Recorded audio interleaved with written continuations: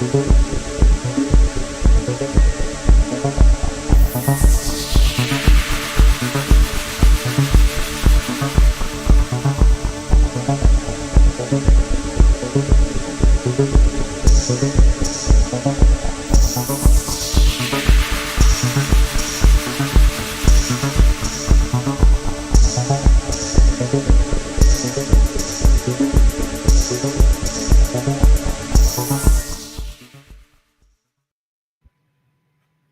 boys and girls. So, Captive Desk is dying of shroom poisoning, I think. Oh, no. Did you eat any mushrooms, Dave?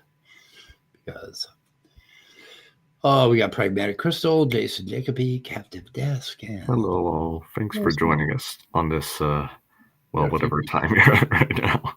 Yeah, I see Chris Moore, of course, Pragmatic Crystal. So, Scott's cover's blown. They found out who he really is, and that was on Deconverted Man's channel just a little while ago. He basically busted Scott's true identity. The dots have been connected. Because the Mossad has been looking for Scott since 1942. Or Charles. Charles, should I call you Charles? I prefer Chuck. Chuck, yes. Anyway, an amusing video by Deconverted Man. He does a really fair and balanced review of our channel. And I linked it in the description. I love fair and balanced reviews. So, yes, anyway, what do we want to do today, boys and girls? And buffaloes and bunnies. I think we should turn to none other than Andrew Cumming for the answer to that. Apparently, it's going to have to be a Big Bang related thing because of falsehood and advertising laws. So, yeah, something like that. Well, it's kind of something I've been wanting to do for a while because, kind of like you were saying, I see so much misinformation about Big Bang cosmology online and lots of people, of course, who have misconceptions about it or don't quite understand what it actually says and whatnot.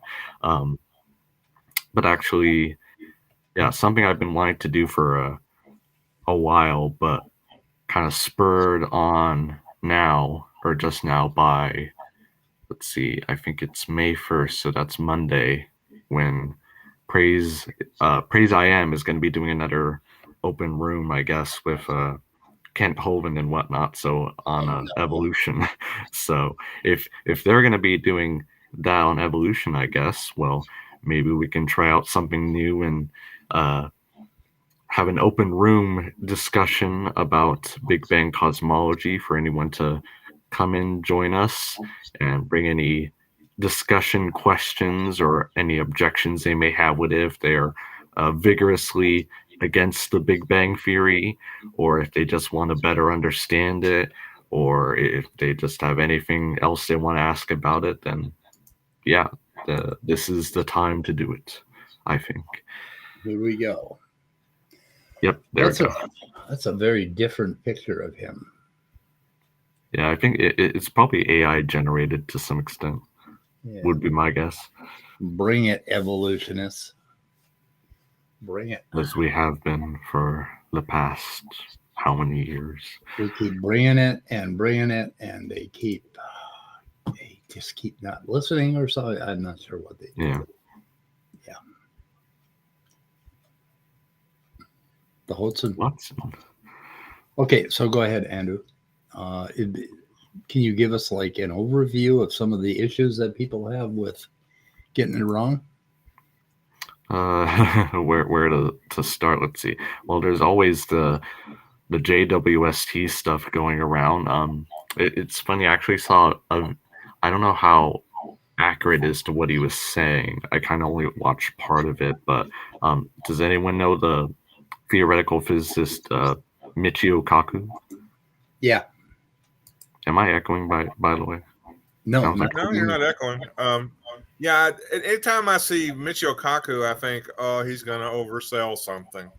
Yeah, he does a little bit. Yeah. Which, I mean, to be fair, he doesn't seem like I don't think his credentials are specifically in cosmology or astronomy, but like I think there was where was it at? CB? No, not CBS. Some kind of news platform where this guy was obviously kind of extrapolating about the JWST results, so it's gonna overturn, or it's starting to overturn Big Bang cosmology. And what was really surprising to me was how much kind of Michio was kind of leaning into that, or kind of using similar language to that. At least toward the beginning of it. Like I said, I didn't watch the whole thing, but I don't know. What, was he surprised me a little bit? Was he the one that felt that it was that we should go in the direction of revising our view of gravity? Was that yeah? him? I think he said it might have something to do with black holes for some reason, or that was his idea, or yeah. Have you seen that video too? I saw part of it. Yeah. Yeah. So JWST shatters understanding of age. Yeah, that one. Yeah. Okay. How do you want to go over it while we wait and see if anyone joins? Sure. Why not? It is. Let's see. How long is this thing? So, it's 7 minutes. So yeah, it's not too long. Yeah. Let's go with it. My favorite kind of story in life is the kind that reminds us that we are nowhere near as close to as smart as we think we are. And oh boy, does this next one do exactly. Why in the fuck is that such a meme? This, we don't know much as we thought we did. Yeah, I don't know. Like, when did we ever say we knew like everything? We knew everything. Yeah, I know, right? Yeah. I mean, it's just like it's a favorite thing for the press to talk about and news people to talk about and these interviewers, and it's just like, Jesus Christ, drop it already, you know? Yeah. Well, I think it shows they don't like typically talk to scientists all too often, because if for anyone who talks to a scientist, like and people who do will notice that they don't use that kind of language. Oh, we've proven this, or we know everything about this. Like, no, they're more tentative about their conclusions, obviously. And that's kind of a core thing, not a bug about science. So, yeah. Like like when I read embryology, I think it's every other paragraph they'll say, and we don't know how that happens. We don't. They're always open questions. But then there's a whole bunch of stuff that they figured out, and every time they say we don't know how that happens, the hope is that some student will grab that up and make that as right, exactly, master's or PhD thesis. You know. Anyway, as kind of Darwin put in his own book, that he put out all of the problems that may exist with his ideas about evolution and natural selection. And he hoped that someone would read all of that and figure out the solutions to that and better strengthen his theory. Yep. So, yeah, exactly. That. You know that golden telescope we humans built that's taking some mind-blowing pictures of space right now? Well, it turns out it's so powerful, it might have just shattered our understanding of the universe. We've all heard about how the new James Webb Telescope is kind of like a time machine because it can look back to the early formation of the universe. And it's been doing just that. It has taken pictures of 6 galaxies that are some of the oldest. I just want to note that technically all telescopes are like that. They look back in time, so to speak, because like the JWST isn't unique specifically in that regard. Like we had Hubble before, so right. Yeah. That we've seen, but they're a little hazy, and there's a lot going on in these images. Bear with us. For one, when you're looking at these things, they're supposed to be from the beginning of time as we know it, and they're not supposed to be all that well formed. Well, guess what? These are looking a lot bigger and a lot more developed than we thought. And why does that matter?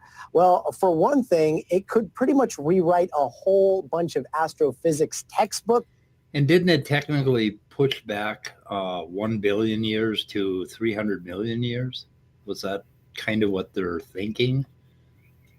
Or I don't know what you're referring to specifically. Like, there was one galaxy that we have spectroscopically confirmed that its redshift does correspond to it being like 300 something million years after the Big Bang. But yeah, but weren't they saying that was too well formed according to their models, their current models? Those galaxies that they have confirmed, they've actually simulated, and no, those ones aren't in conflict very much with cosmology. It's I guess probably some more context on this. There are 6, like you said, massive galaxies at a slightly lower redshift, so about 500-ish, maybe maybe a little bit older million years after the Big Bang. I think the redshift is about 10 or so. So contrary to what he's saying here, it's not at the beginning of time as we know it. And it's the, like I said, there's a lot of uncertainty with these galaxies. Like, we're not even 100% sure that they are at these large redshifts, because again, we need to spectroscopically confirm, because spectroscopy is a lot more reliable method than what they're doing now. Unfortunately, it's a lot more expensive and time consuming to do, so you can't really do it immediately. You kind of have to gather all the data and then analyze it over a longer period of time, unfortunately. So, but people I think what still seem to make these grandiose claims anyway before that's done. I had a very, very layman's understanding of what this meant, and Maya Atkinson has a physics partner. Oh, okay. And I think he kind of confirmed that I wasn't too far off. But basically, this tells us that there may have been more granularity sooner after the Big Bang, and that would allow clustering. So it indicates that there may have been some kind of information that we can't account for just by this by everything being blasted homogenously or expanding homogenously, that there may have been some information content around the Big Bang, and that would account. Well, I think what you're talking about there is like, because like, of course, there's like you said, matter clustering at different size scales of the universe. You have really large scales that matter can cluster at, and really, well, relatively smaller scales that it can cluster at. This is kind of represented in the peak the amplitude fluctuations in the CMB background, or CMB radiation. You have clustering at really large, or fluctuations at really large scales, so at really large angular scales, basically, and at smaller angular scales. But yeah, one solution to this might be that, yeah, we may have the scale, or what clusters at what scale might be a little more different than we previously thought. So maybe there, like you said, there's more clustering at these smaller scales, and that could cause galaxies to form maybe more rapidly than we previously thought. There's also some ideas. I'm sure everyone at this point's heard of dark energy and whatnot. There are some ideas that maybe there was an initial or earlier phase in the history of whatever's causing dark energy and the accelerating expansion of the universe. And so this early dark energy, so to speak, could also influence how fast the galaxies would grow, or the clumps would grow initially to become stars and galaxies. Yeah. And so yeah, there are solutions to this. It's just a matter of well, like I said, for one thing, confirming that there is a problem here, and testing each of those solutions to see if it remains a problem, if it turns out to be one. And what's exciting about it is if there is something going on closer to the big expansion, then that has to do with some sort of information from some higher geometry or some other kind of geometry, right, that intersected somehow, or two geometries that intersected, and there was information there. That would be a really exciting, and that could possibly explain dark energy, dark matter, and a whole lot of other things. like what came, quote unquote, before the Big Bang, which doesn't make any sense at all. But what constructed this thing that we have that we call a universe? And I think that's really exciting that we found something like that. It's like, whoa, now we got a clue, right? So yeah, exactly. We're always peering farther and farther behind the curtain, so to speak. I have no idea how far we can go back. Andrew will answer that. How far back can we? T10, T9, 10. Is that supposed to be exponents there, like orders of magnitude there? If you can clarify, Deconverted Man. Yeah. And Deconverted Man, thank you for that wonderful review of the channel. I've lost many subs since you did it. Yeah, thanks a hell of a lot. I got to move. Yeah, he's got to move because the Mossad found out Charles Darwin is alive and well, and they're still looking for him because of that little kerfuffle back in 1940, which apparently was all your fault, Hitler would have never got that idea unless, it wasn't for you. Oh, my God. Hey, Gur's here. Hey, Gur. I said the H word. If Gur and Deconverted Man and maybe Gur want to come in and Dave. Hey, Dave. Hey, guys. How are you? Hey, how about that? You have questions? Well, maybe, comments, questions. Your mic's a little muffled on my end. You're a little muffled. Is it? Okay. I can turn you up. How's that a little better? I put a little closer to mine. Any better? No? Yeah? Yeah, there's something cutting the frequency out, but you're a little better, and I turned you up a little bit, so I guess I think it's manageable. Yeah. Anyway, pretend we're having a disagreement, and then just kind of yell. Yeah. Well, my theory. Okay, Andrew. See what you think of this theory. Sure. I mean, those galaxies that they're talking about, those 6 galaxies. I mean, my theory is that when you look back that far back in time, right? Those types of stars that were being created at that time were massive stars, correct? Yeah. Much more massive. They were mostly helium or hydrogen or whatever the... Yeah, hydrogen and helium. Yeah. Right. So, which in turn makes them much brighter, right? And those types of stars also are more prone to go supernova too, also, right? Isn't that... Right. Is that correct? Yeah. So, I mean, you got completely different types of galaxies back then that, of course, that you have today.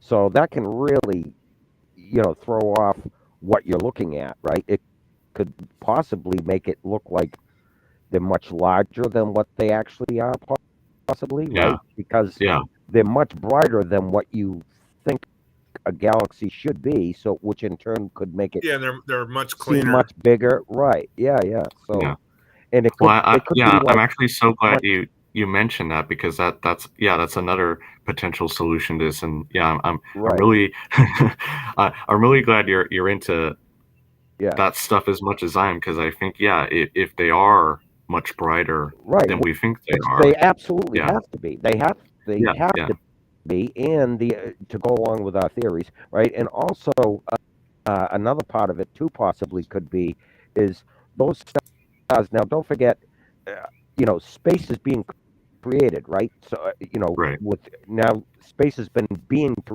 created for 13 billion years. Or you go back in time, there's much less space, everything's much closer together. So now you've got these galaxies with these massive stars. Those stars could be, obviously much, much closer together compared to what we used to, I mean, I assume they take all that into consideration, right? Obviously we got very smart people. I don't know if that would necessarily change how close the stars are, so to speak. I guess it, like I said, would depend how big the initial star clumps are. Maybe like if you have a bunch of stellar clusters that then merge together, maybe that would influence. I couldn't say one way or another, but I like I said, I do like how you brought that up, because that's actually an interesting point, that you obviously don't have a mass balance that you can go out there. Okay, how massive is this galaxy? No, we have to base it off the light we get. Right. And that obviously has some model dependent assumptions in it of okay, how much gas is there? How massive are the stars? What kind of how old are the stars, basically, because that can also affect how much everything. light they're emitting.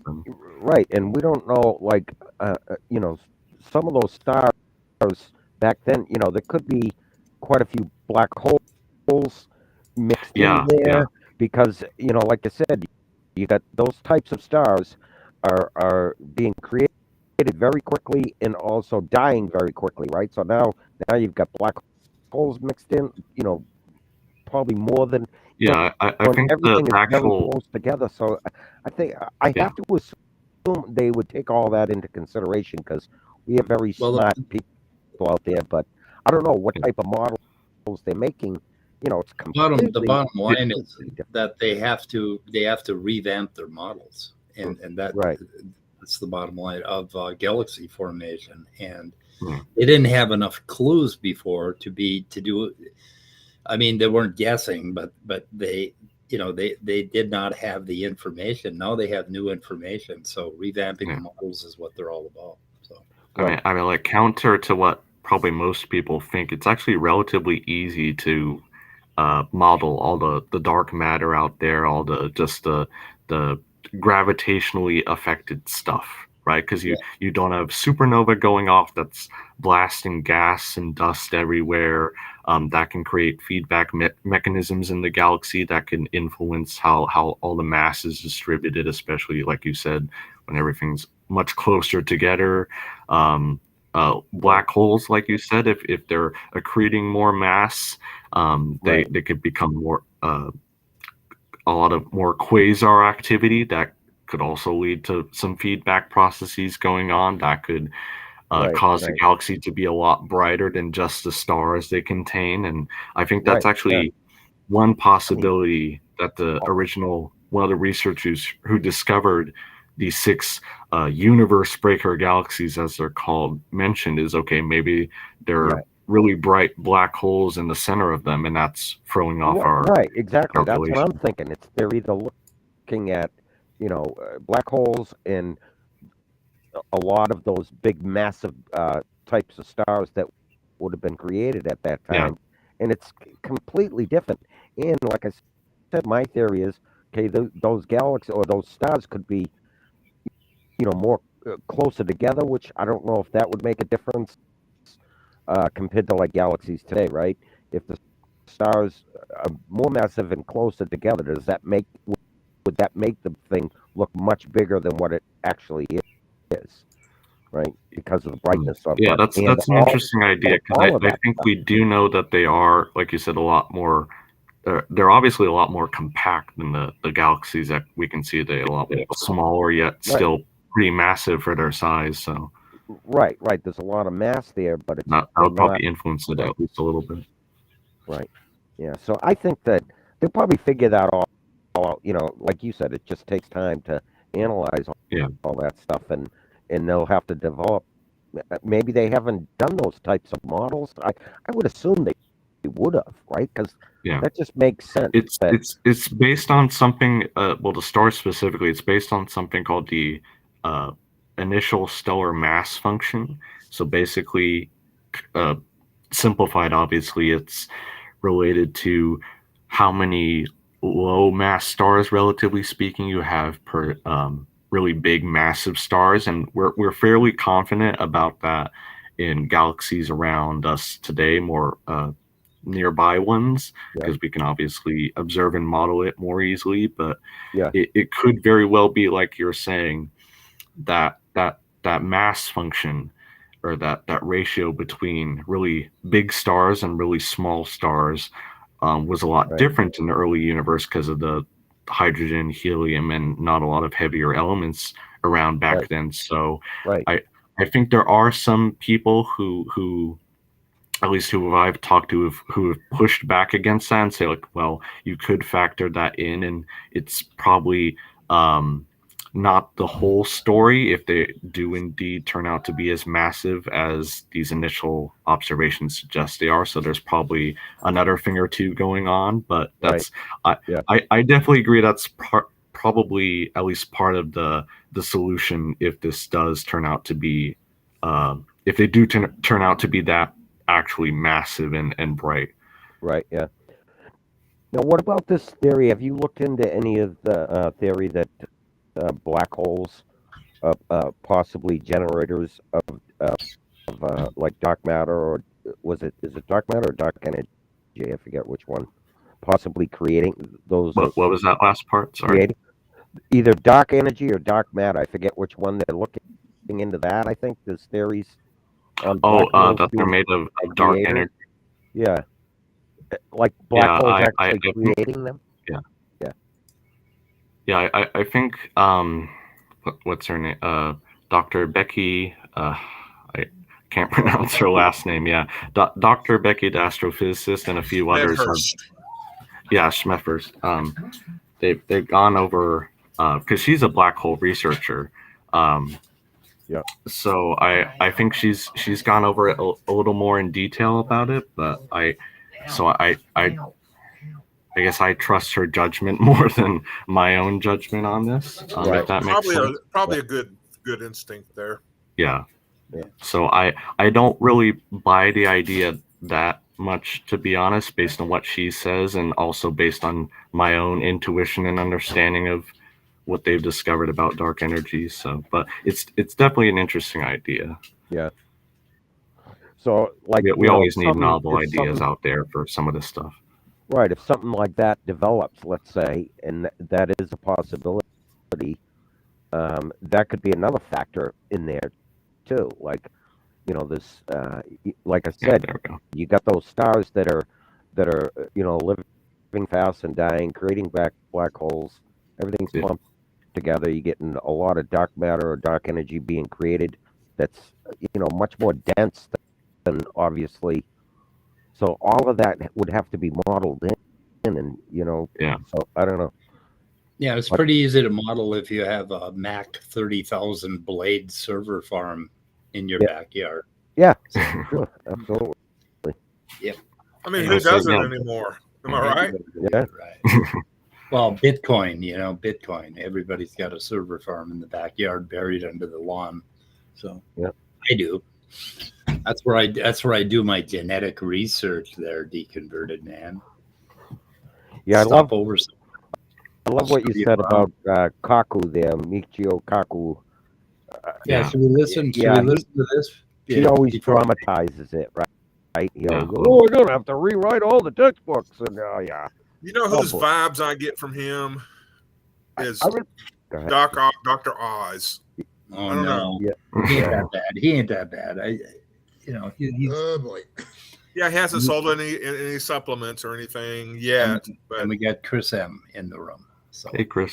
And we kind of want to keep it. We want to keep it a light number of people. This is about the max we're gonna have in for at a time. So. Well, if somebody else wants to jump in, I can take off. No problem. So. Well, nobody's waiting. So can we see people? We'll see. I don't know. Anyway, okay. Let's go ahead and play this. Get through this part. And then, is that okay, Chris, or did you have comments? Well, I'm not exactly good with physics, but I just kind of like probably the generic dumb speculation, probably that it's but the point is that textbooks are designed to be rewritten after a certain period of time. It's not a stagnant thing that as opposed to theism. But anyway, I'm not gonna go into that kind of can of worms. But it's just, and also on a given timeline, is that we are basically, as I've said many times before, is that how we understand things in the universe is basically as the same as trying to explain a 3D object to a 2D person that lives in a 2D world. Yeah, that's a good metaphor for that. Yeah. And for the most part, that's why we use mathematics to explain what is and what is possible. What is not possible. And for me, it's just not the how can I swear a little bit here? Or Sure. We swear a lot here. We love to swear. Okay, sorry. He's just trying to regulate myself. I was about to kick you out because you hadn't sworn yet. So. Oh yeah. Don't worry. I do a lot of F-bombs and stuff. Okay, but it's like, oh fuck, we're gonna have to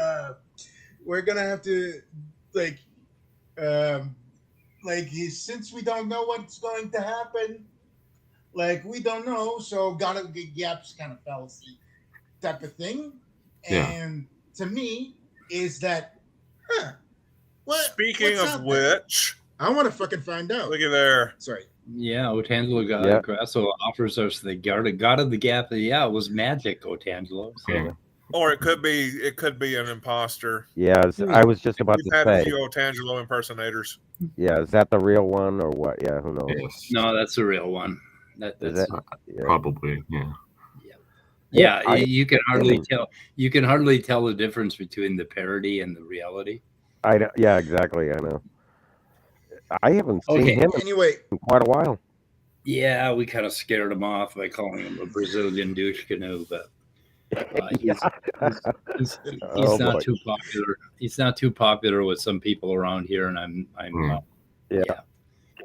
Otangelo, you have to go and you have to go to the Bible and look up in the index. Look up proper apology, real apology. Look that up and read about it in the Bible. I'm sure you'll find something that will serve you well. So, okay, we're gonna play this thing. Oh my God, we got Deconverted Man in the.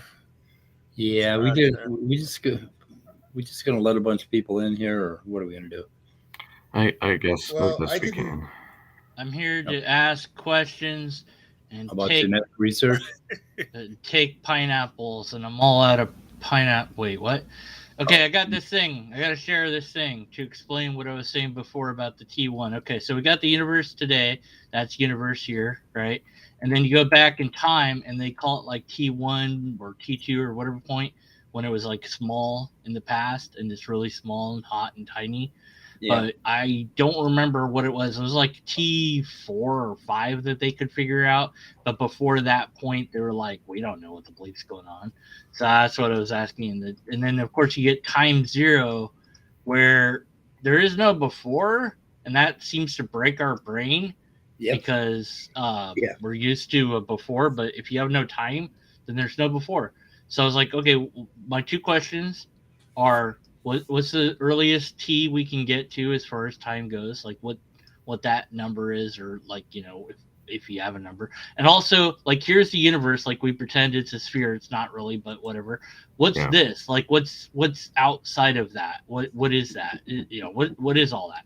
Anyways, those are my questions. Good luck with them. I'll come back and see how you do. Bye. Oh, anyway, Deconverted Man, I wanted to give you a tour of my genetic lab. So if you want to stop over sometime, that's all right. I want you to stop over. No.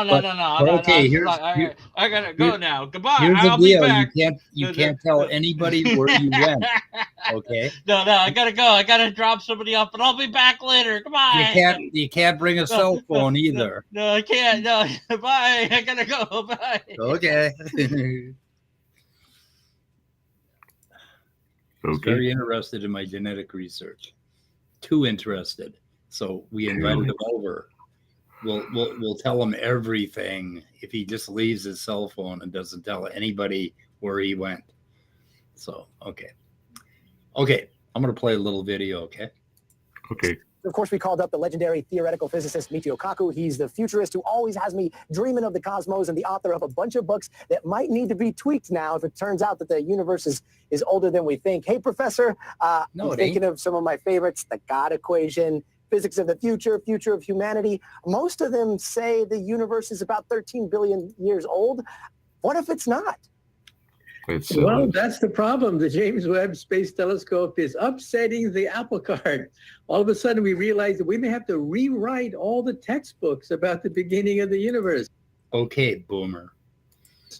Now, it takes many billions of years to create a galaxy, like the Milky Way galaxy, with 100 billion stars, many billions of years old. But the James Webb... Okay, can anybody hear Loki snoring? No, I could not. No. Okay, good. I got my mic turned off. Okay. Well, I just turned it up back on. But Telescope has identified 6 galaxies that exist 500 million years after the Big Bang that are up to 10 times bigger than the Milky Way galaxy. That shouldn't happen. I don't know if There should not be primordial galaxies. Yeah. the highest estimate I've seen is about 1 Milky Way in mass, but I don't know about 10 times, but I might be wrong on that. That just They seems, haven't confirmed that, I think.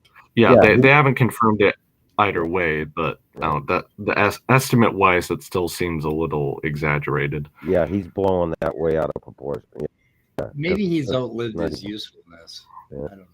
But anyway. I that wouldn't say are- that. Bigger than the Milky Way galaxy that are only 500 million years old. Something is wrong. We may have to revise our theory of the creation of the universe. And so we're possibly looking So at a universe that's much I went well. Like we've talked about this a few times, like galaxy formation and our models of that isn't the same thing as the. I don't know why I use the word creation, just the beginning of the universe, whatever. Like there's just a lot of loaded terms here. Yeah. And I don't know why he's doing that. I think he does that, obviously on purpose. And I think the reason is he wants to be kind of like on the dramatic side of things. Well, And I yeah, think that gives him popularity. People are like, You oh, think he's- and it's, Think he's writing another book? probably. well, I think it gives him that little more popularity because of Because he is a dramatic, science popularizer, though, Right. right? So Yeah. maybe that's part of how he becomes yeah, and he's popular. always been that way. He's always Yeah. right. So I like him still. He's he's a decent guy, and I think I'm not he's saying a- I he's an dislike him. I'm honest- confused why he's using this kind of language here. But I think he's, like I said, I think he's doing that because that helps his popularity. Yeah. Yeah, it kind of keeps puts him up. him in the media darling. Right, spotlight. exactly. Yeah. So Peter W., that may be the. No, I'm not going to say that. That's not the case. But I mean, if you believe that, that's not what we're talking about. We're talking about what happened basically from the Big Bang forward, right? So, whatever God did, according to your fantasy, we still got to figure out some shit, right? That makes a difference. That doesn't change anything. So, The universe your still story began in the doesn't Big help Bang. us. I am Yeah. all for figuring shit out. Unless you want to claim in the beginning that God changed all the rules of nature and physics and everything to get done what he had to get done. And I don't know. Anyway, okay. Move on. Okay. See what else. older than we think it is, and we're also possibly looking at maybe this is an optical illusion. Are those the two options here? That's right. Some people say it's an optical illusion. You see, according to Einstein, gravity can act like glass. The glass, of course, you can make a magnifying glass. With gravity, you too can bend space and time to create a gravity magnifying lens. So you think that these galaxies are huge when they're actually baby galaxies. Now, I personally think that the solution to the problem is these are not baby galaxies at all. They're actually monstrous black holes. Black holes that formed after the instant of creation. That's baffling scientists because they don't fit in the normal sequence of the birth of a galaxy. So I personally think that we're actually looking at monster black holes where perhaps new laws of physics are Okay, emerging. pause for a sec. And again, I just want to comment on how he's saying the normal way a galaxy should form, or this is how we think it forms, or like, but who's to say what's again normal for galaxy formation? Like before the JWST and even still now, like there are a lot of holes in our understanding of galaxy formation. We're by no means completely fully understanding all of these processes. So I don't think it's reasonable to say, okay, this is how a galaxy is supposed to form or how it should form, because we don't have all the information about that yet. That's one reason why we built the James Webb Space Telescope to begin with. So to figure out all of this out. So I don't know. Andrew, are you familiar with the bicep? I think it's bicep experiments that they do. Yeah, the in the South Pole.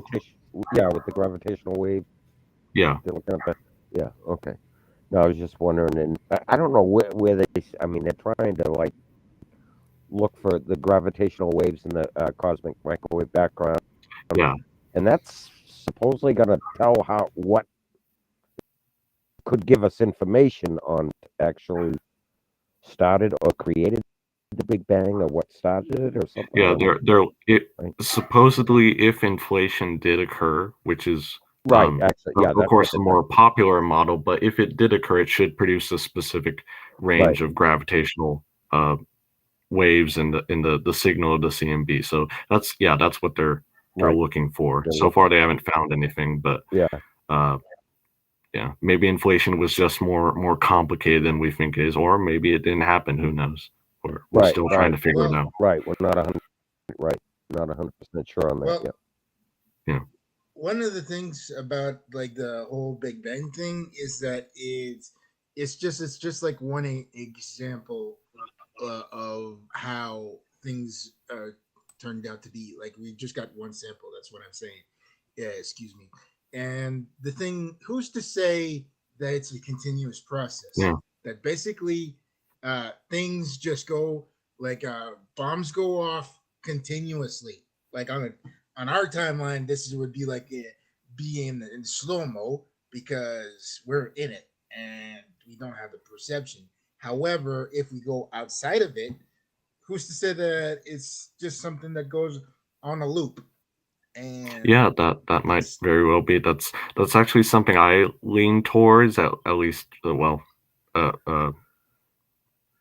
Maybe a day out of the week, or I don't know. I'm not convinced either way in terms of inflation, or if it's like you said, a cyclical eternal. Yeah, it just we really don't know at this point. So that I mean, how would we even test that? Of course, looking out into other pocket universes, basically, or seeing, okay, was there a Big Bang before ours, or if that even makes sense? Yeah. Yeah. Anyway, it's just I don't have anything to base this on, but it's just, to me, it's still mind blowing to think about, though. Yeah, but at the same time, is that to us, the universe itself is immortal because on how much of a timeline stuff happens. Yeah. On that sense, it does seem to go really slow motion in terms of the human time scale, one way or another. Yeah, because if you were looking at the insects, they basically live about a couple of days to probably a month. Yeah, months at best. And if basically an insect would look at us, we would basically be like, J.R. Tolkien's like elves type of shit. Yeah, that's a good analogy for it. I never thought of it that way. Yeah. Anyhow, same for microbes and all that stuff. So yeah, given on a long enough timeline, like everything could be just like basically on speed loop, like on a loop. So anyway. But that's all I have to say. So I think other people are wanting to come in, so I'll just... Yeah, well, thanks for bringing it up. That's an interesting analogy there. Hey, Gur. All right. Hello, lovelies. How are you beautiful people doing today? Speed, I would just like to make a. Oh, okay. I would like to see make a how it is. protest allowing Gur onto the stream with me. Canceled. I'm very upset. He was very mean to me the other day in chat, and I'm still haven't got over that. I've been seeing my therapist and everything, and it's just not working. So I need to protest. Dave, incoming joke from the 90s. I have a quarter. Go call someone who cares. Oh, snap! Oh my goodness. Well, back when I was a child, it was only a dime. Yeah, I heard you guys talking about bugs. Oh, we could. No, I don't think they're talking about bugs. Bree. They were too. I heard stealing my thunder, Bree. Get out of here. Yeah, we're talking about the bug bang theory. That was clever. Bug bang. Yeah. So Dave, the only way you're going to get over your PTSD is to confront your problem, which is Gur. Yeah, yeah. And that's why we put him in. Your problem has a name. Yeah. So Gur. Yes. Do you have any questions or objections? No, I had the stream going, but I actually just got a new keyboard. Ooh, and nice. I've been playing that. I suck at it, so I'm not good at it. But I've been playing it. I had y'all in the background, but I couldn't listen. I was trying to listen. Like a musical keyboard? Okay. Oh yeah, not like a typewriter keyboard. Is it like a? Thanks for clarifying. Like one of those foldable rubber keyboards, or is it? It's a nice one. A big fancy one. I don't know how fancy it is. I don't know how much it costs because I didn't have to pay for it as a gift. And I was like, do you have to pedal it? Pedal it? There's a pedal that you can sustain the notes. Oh, that's not the pedal. I mean, so What it pedal are you sounds talking modern. about? Sounds modern. Yes, I think it is. Hopefully, That's sounds good. one thing I like wish it. I had mastered somewhat better. Me as too. a child, is the piano. As I was attempting to play it, I was like, I really need to take lessons because I know some notes and I know just enough to where if you listen to me for like 1 minute, you think, oh, he's pretty good. But after that, you would realize I'm just repeating the same notes over and over again in just different ways. Still, that's more than I can do. I'll tell you what, if you skip every other key on the white keys, you can generally fake people out that you know how to play. Yes, you are. Exactly. That's because pretty much all I know. Those are minor. That's a minor chord all the way. I mean, basically anywhere you put it down at, whether it's flat or sharp, it's a minor chord. the keyboard has a slap bass option where it's like ding, ding, ding. And I'm like, I've got to find out how to play Seinfeld, the theme song. God Gur. I need to People go think on to I'm fight Gur. People think I'm in a mirror universe because my camera's flipped. Oh, so my computer just crashed hard, like just went bang again. Are you just now back? I don't think it's ever crashed like that before. I mean, I've had trouble. Yeah, I just got back, but this crashed hard. I mean, the whole thing.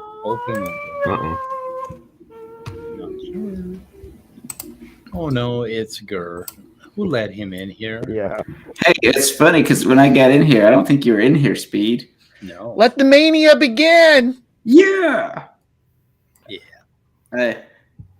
I've been doing nothing all day except drinking Dr. Pepper. Drinking. Yeah. But not you alcohol. clarified what you're drinking. Yes. Had me at drinking. Lost me at Dr. Pepper. So, what have y'all been talking about? I assume it has to do with Big Bang cosmology. Big Bang. Bang. Yep. What was it? A review of Sal? No. But I heard somebody make a claim about bugs that I wanted to refute. Which one? Really? It was Somebody said an something about analogy. bugs only living for like 3 years or something like that. It's like what? Tell us about age lengths of bugs there, Bree. Well, if for insects, there's beetles that don't even reach mature, or they don't even turn into a beetle. They're just a grub for like decades. Oh. Decades? Yeah. As a grub. Yeah. Longhorn beetles spend a So long you're time. saying that there are boomer bugs. Yeah. Boomer bugs? Boomer Wow. bugs. At least in their 40s. So they might be millennials or Gen Z. I mean, to be fair, some insects live for a really long time. Like I think termite queens can live for a few decades. Mm-hmm. But yeah, I'm just came in to tease you about that, but I wasn't serious. Oh no, it's too late. You done brought it. It's done been Oh, no. brung. I brought the thunder. Well, Bree, we appreciate you coming in either way. we really expect you to come in here and lay into us if we make a bug-related error. Right. Otherwise, how are we going to debug ourselves? And Oh, I get it. I get it. Did y'all know all butterflies are poisonous? Really? I'm just joking. I was just wanting to see Bree's. is she expression. turning red? If you have to eat them or smoke them? No, Well, they're not gurs are poisonous to my knowledge. poisonous, but I don't know about bugs. Gurs definitely are, for sure. You actually, there's a difference between poisonous and venomous. Yes. Oh, really? Yeah, you didn't know that, did you, Dave? Do you hiss too? Depends on the day. have butterflies. Confirmed. Gur is a shapeshifter. Okay, eat them and see if they. Oh my God. Don't eat the butterflies. I'm not eating the Eat butterflies. the butterfly. Eat the baby. I am gonna eat this Eat the though. baby. What is it? Oh, what is that? Huh? It's What a you got special there? treat. It's something like that. You could So- definitely call it vegan, couldn't you? It's psilocybin, I believe. Plant-based. Holy shit! Poisonous butterflies. So yeah, I need some. you have to eat them, or are they You poisonous? see, I know stuff. I wasn't Um, joking. Poisonous butterflies. I'm interested, Gur. Let's Gur's here to teach us about poisonous butterflies. I'm here for it. Let's go. You gotta watch out for the ones that are yellow. They'll give you xanthophobia, which is the fear of the color of yellow. It's science, really. It's just science. I mean, I'm not pulling stuff out of my ass. Who's here. afraid of yellow? You know, they've actually that is a phobia. I don't know how many people have it. Probably Yellow hardly phobia? anyone. I think it's called xanthophobia. It's XAN something or another. Is it Neanthrophobia? Yeah, something like that. Yeah, it might I be know there butchering are the poisonous pronunciation. dart frogs that are yellow, so Speaking of frogs and poison, Speed probably knows about the type of frog that you lick and that can induce a psychedelic trip. Yeah, and I'm wondering, God, what the fuck is up with that one? He was drunk that day. A little too much. His son was making too much wine that day. God, are you implying that I'm an advocate of psychedelics? I don't know. Never. Wasn't your one of your streams the other day just about psychedelics? I could have sworn Kofi was in here. Yeah, but I with told all his- everybody never to take those damn things because they take. Psychedelics are bad for you. Yeah, for one thing, you need hospice for your ego because you will experience ego death. So you have to put your ego in hospice care to. The few times I've tried psychedelics, it was not a good experience. Yeah, well, you didn't have a good guide, my friend. You didn't have a good. You're right about that. I did not. You don't just fucking take those. Oh, I'm at a party and like I got a bunch of drunken there's friends. no way. I would Yeah, and I'm gonna take that fucking get at a really party. stoned. I'm gonna drop 1,300 mics of acid, and my friends are gonna I turn into thought- fucking reptile monsters in front of my eyes. The next If day you've when been I was watching Fear and lucid, Loathing- the next day when I was lucid, I was like, how the hell do people take that at a rave? That would be just No, So- excruciating for me, at least. Bree, Fear and Loathing in Las Vegas. When I first saw it, I thought it was a documentary about my life. No shit. That party. I mean, everything but the Funny alligator tail. It wasn't an alligator tail, but I mean that was pretty accurate. I thought. it was what? Oh. Alligator tail. I've eaten alligator before because I was curious to know if I could eat it, and I got tested for it since I can't eat beef or pork or red meat, Oh. and I can eat gator. And the first time I had it, I really enjoyed it, but I haven't. It was at a restaurant somewhere in Florida, and I have not found it. Any gator meat that I've tried, I've not found it to be as good as the first time. I think it's the way it was cooked or something. Yeah. I had gator at Confirmed. Minnesota. Gur eats a State critically engered species. Fair. No, I'm just kidding. I blame imagine the it was restaurant. farmed. It would be my speculation. I don't So- even know. That was a long time ago. Apparently, they produce cyanic molecules with cyanic characteristics. Yeah, someone in chat was saying they produce cyanide or related to cyanide. Yeah, it's right here.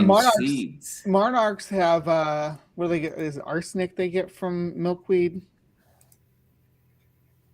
What is it? Yeah, they get it from I don't want to misquote. Isn't there a specific term for one animal evolving to look exactly the same as a Batesian mimicry? Poisonous one? Huh? Batesian mimicry? Yeah, something like that. I thought there was another term for it though. Like a specific kind. I don't know.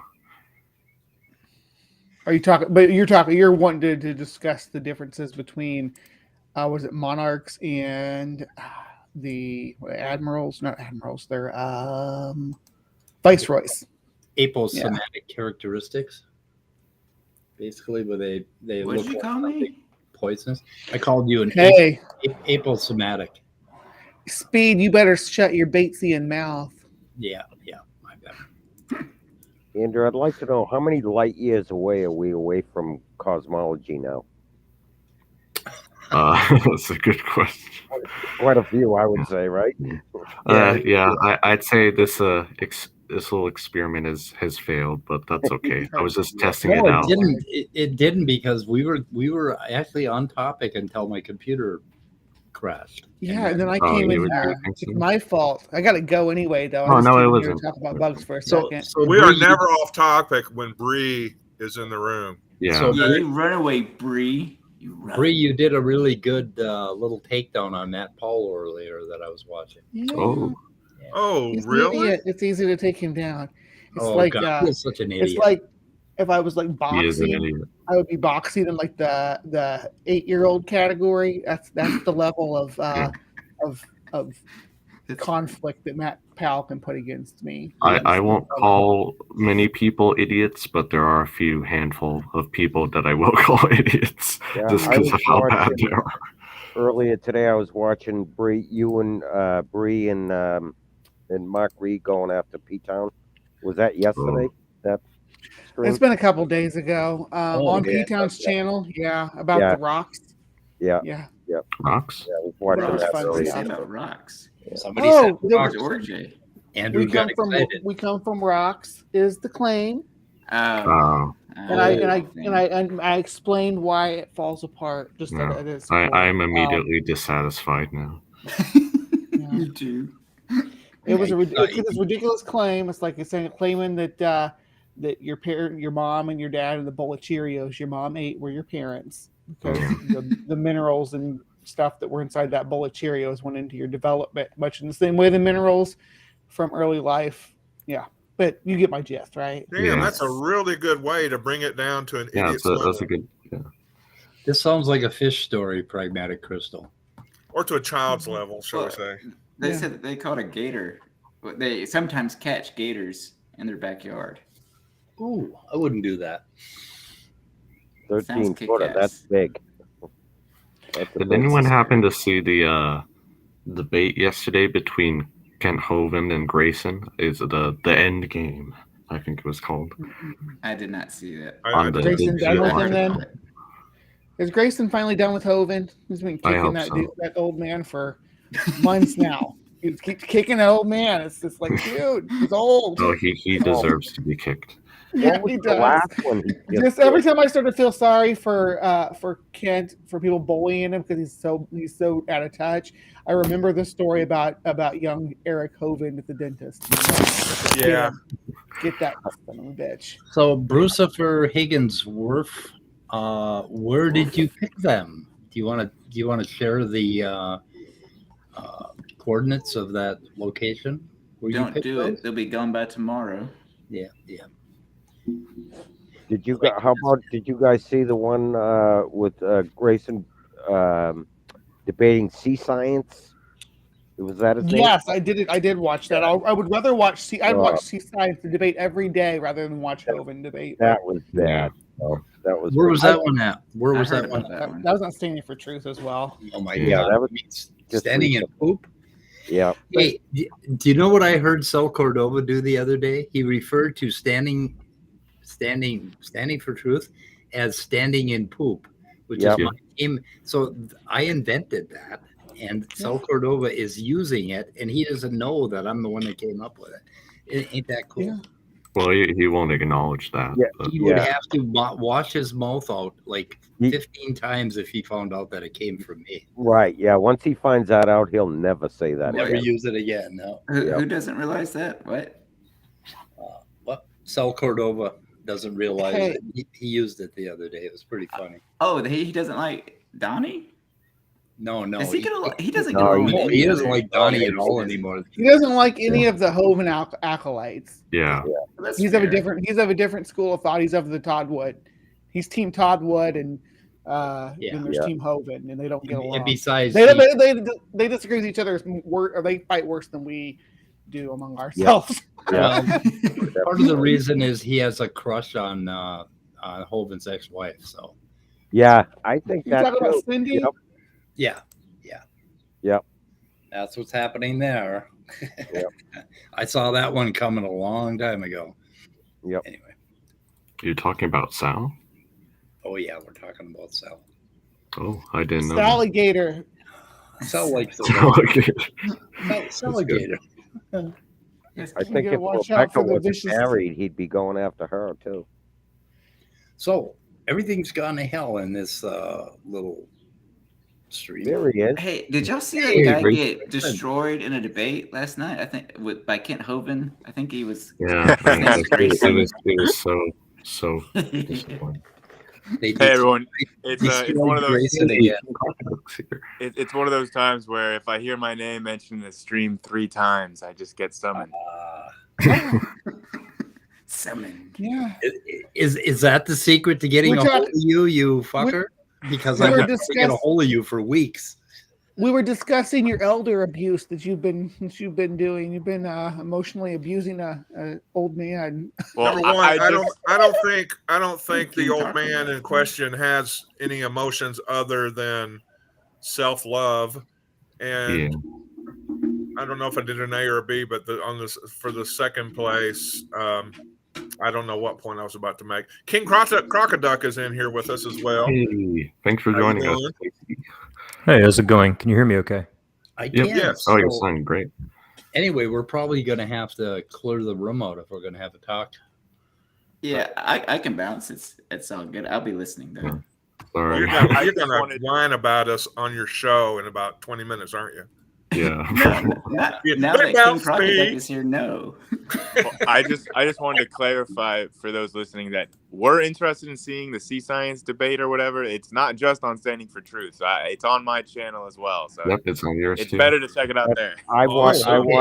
Yes, Grayson, I watched it on your channel because I wouldn't give Standing for Poop the view. So well, it's also important because during the debate.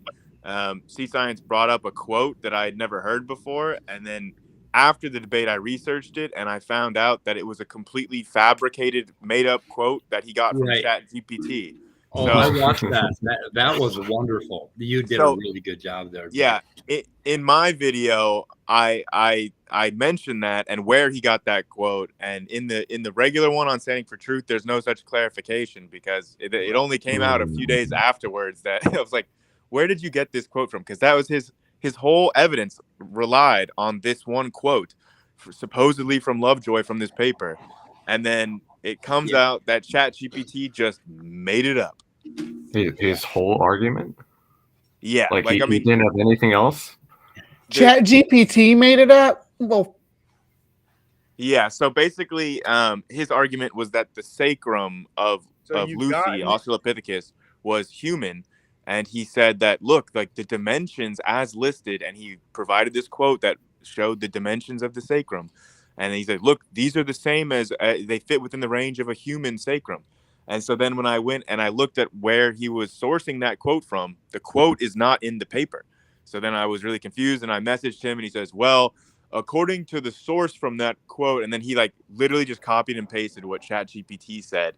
And he says, look, the AI has access to papers that have been removed from the internet. So I'm still going to believe the AI.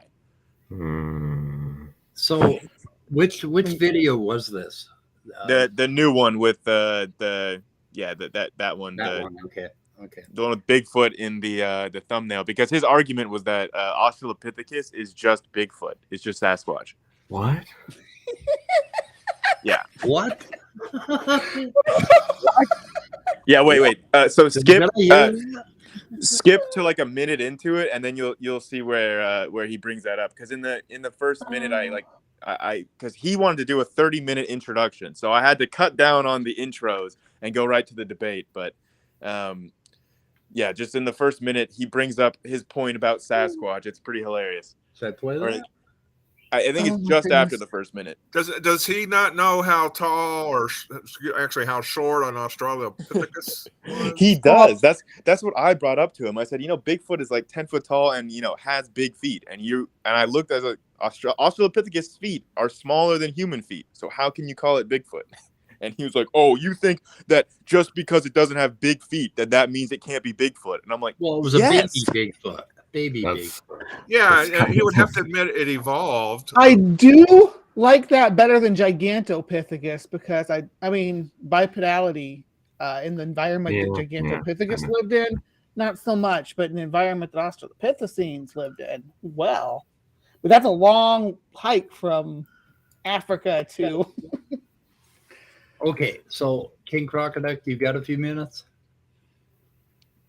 Yeah, sure. What's up? Okay, well, we wanted to deal with this first, and then we're gonna get to a discussion with you. Is that okay if we do it in about 5 minutes or so? Yeah, that's fine. Take however long you need. Mind if I just chill and listen in? I'm interested in cosmology as well. And Steph, we got someplace to be in like 20 minutes. Don't forget. Well, okay, 15-ish. So should I play this 1 minute in? I'm 1 minute in. Yeah, go. We're here to listen until then. Go. Okay. Predicted. Evolution predicted we should find intermediates. Is that and it? We find them in Australopithecus. It's basically a Sasquatch. And this is what I mean when I say like Sasquatch to you guys. Because go on down. Go on down. Let's look at its feet. Let's see this. Yeah, see, that's what I mean. I mean, it's not human. But it's got a monkey top. So you have the animal that's not really transitional. The only thing transitional about it is it's all ape and all human, apparently. The top is ape. The bottom is human. As you can see, Lucy's sacrum looks... Okay, that's enough. Okay. That is amazing. Oh my God. I On your channel, right? hope even SFT cringes. Oh my gosh, I have to. Oh, it's basically Sasquatch. He actually said that all loud. Oh. The most hilarious thing not the most hilarious, but one of the many hilarious things that he just said was that the only thing transitional about it is that it's all ape and all human, and it's half ape and half human. It's got a human bottom and an ape top. That's what he said. I mean, what? Well, it makes sense it'd be all ape and all human because that would be a human ape. Exactly. Sounds like you're reading somebody's Grindr profile. It's like saying something is half poodle and half dog. Right. Yeah. Let's maybe not type into the let's maybe not type into the Google history ape bottom human top. You don't want to end up on a list. True. Yeah, that would be interesting. But I did just want to put it out as a word of warning for everyone that engages with creationists. If they show you a quote or something that sounds official, like because the quote he provided sounded really official, like it was actually from a paper or something. But that's because that's what ChatGPT does. Like it makes official sounding texts, and it's just anytime a creationist provides you with a quote, fact check them and make sure that it's not just like completely fabricated and they got it from ChatGPT without fact checking it to make sure that ChatGPT wasn't just literally making it up. Now with that paper simulation there, did he actually give you like a citation? Yes. So like he named a date, an author, and oh wow. Yes. Because ChatGPT gave him a citation. So he copied and pasted exactly what ChatGPT told him. So ChatGPT pull from forums and Quora and stuff like that, though. ChatGPT looks everywhere. So ChatGPT gave him a quote that sounded all good. It was like, anteroposterior iliac. I mean, he was using official terminology to describe the pelvis, and it was giving measurements. So it looks official. And ChatGPT sourced it from an actual citation. But when I went after this debate happened, because I had never heard that quote or those measurements before, I was like, what's going on here? So I went to the paper that he sourced it, and there is no quote or even any mention of Australopithecus sacrum in dimensions in that paper. Like, it is not anywhere there. And not only that, but the paper completely contradicts his entire opinion and shows that the sacrum is smaller than human sacrum. Now, I've done this 100 times with creationists. When they come up with a quote, I'll type in the exact quote because they never source it, right? And the first thing that'll come up with is you'll find it in AIG, and they claim it came out of a paper. Well, then you go and you search for pieces of it, and you can find the paper, and you'll find where they omitted certain words or they slightly shifted things around the chain. And I mean, it is so, it takes like an hour sometimes to source these things, but you got to do it every time with them. So when you get your science from Mary Baker Eddy, I guess you're kind of barking up the wrong freaking tree. Yeah. Well, this new generation of creationists, right, in the world of AI now. Now they're using AI to try to, they're talking to the AI. They're like, hey, ChatGPT, is Lucy's sacrum the same size as a human's? It says like no. And they say, okay, well, what are the dimensions? And it's like, oh, well, and then they try to get a quote from it. And then like they ChatGPT, and it's done this to me before too. Like when it said something that I was like, I didn't know that. Where's the source for that? It will make up a source sometimes. Like it just makes up an official looking and sounding source. And if you don't fact check it, if you just believe everything ChatGPT tells you, like these creationists are doing, then all of a sudden you start, peddling misinformation and spreading completely fake sources as if they're legit, which happened in this debate. I was asking questions about embryology, and it was getting like everything just right on, except for at one place where it very subtly twisted the meaning of something where it was completely false. And it was really interesting to watch how it did that. And you've got to double check this stuff. So yeah, you can call ChatGPT on it, because it's done that to me twice where it's just blatantly said something wrong, and then I called it on it, and it was oh, I'm sorry, that was my mistake. Like, and it will kind of correct itself sometimes. But I've gotten into arguments with creationists where they're trying to use ChatGPT to like support their claims by saying, look, I asked ChatGPT if it agreed with me, and it said it did, so therefore I'm right. And like I've encountered that too. And then so just so everyone knows, you can convince ChatGPT to agree with you on anything. Like I got it to say that I was a lobster, so I've seen it. I have seen ChatGPT, like the person got it to agree that 2 + 2 = 5. Yeah. So did I miss King Crocoduck say stuff yet? Or... No, we got to get to that. So, and I don't know how we're going to do that with the room as full as it is. So, well, we got someplace to be, so you're losing your trans support. Losing my trans support. Oh no. Well, thanks for joining us today, Bree and David. It means a lot. Yeah, David and Bree. Thanks for the debugging session.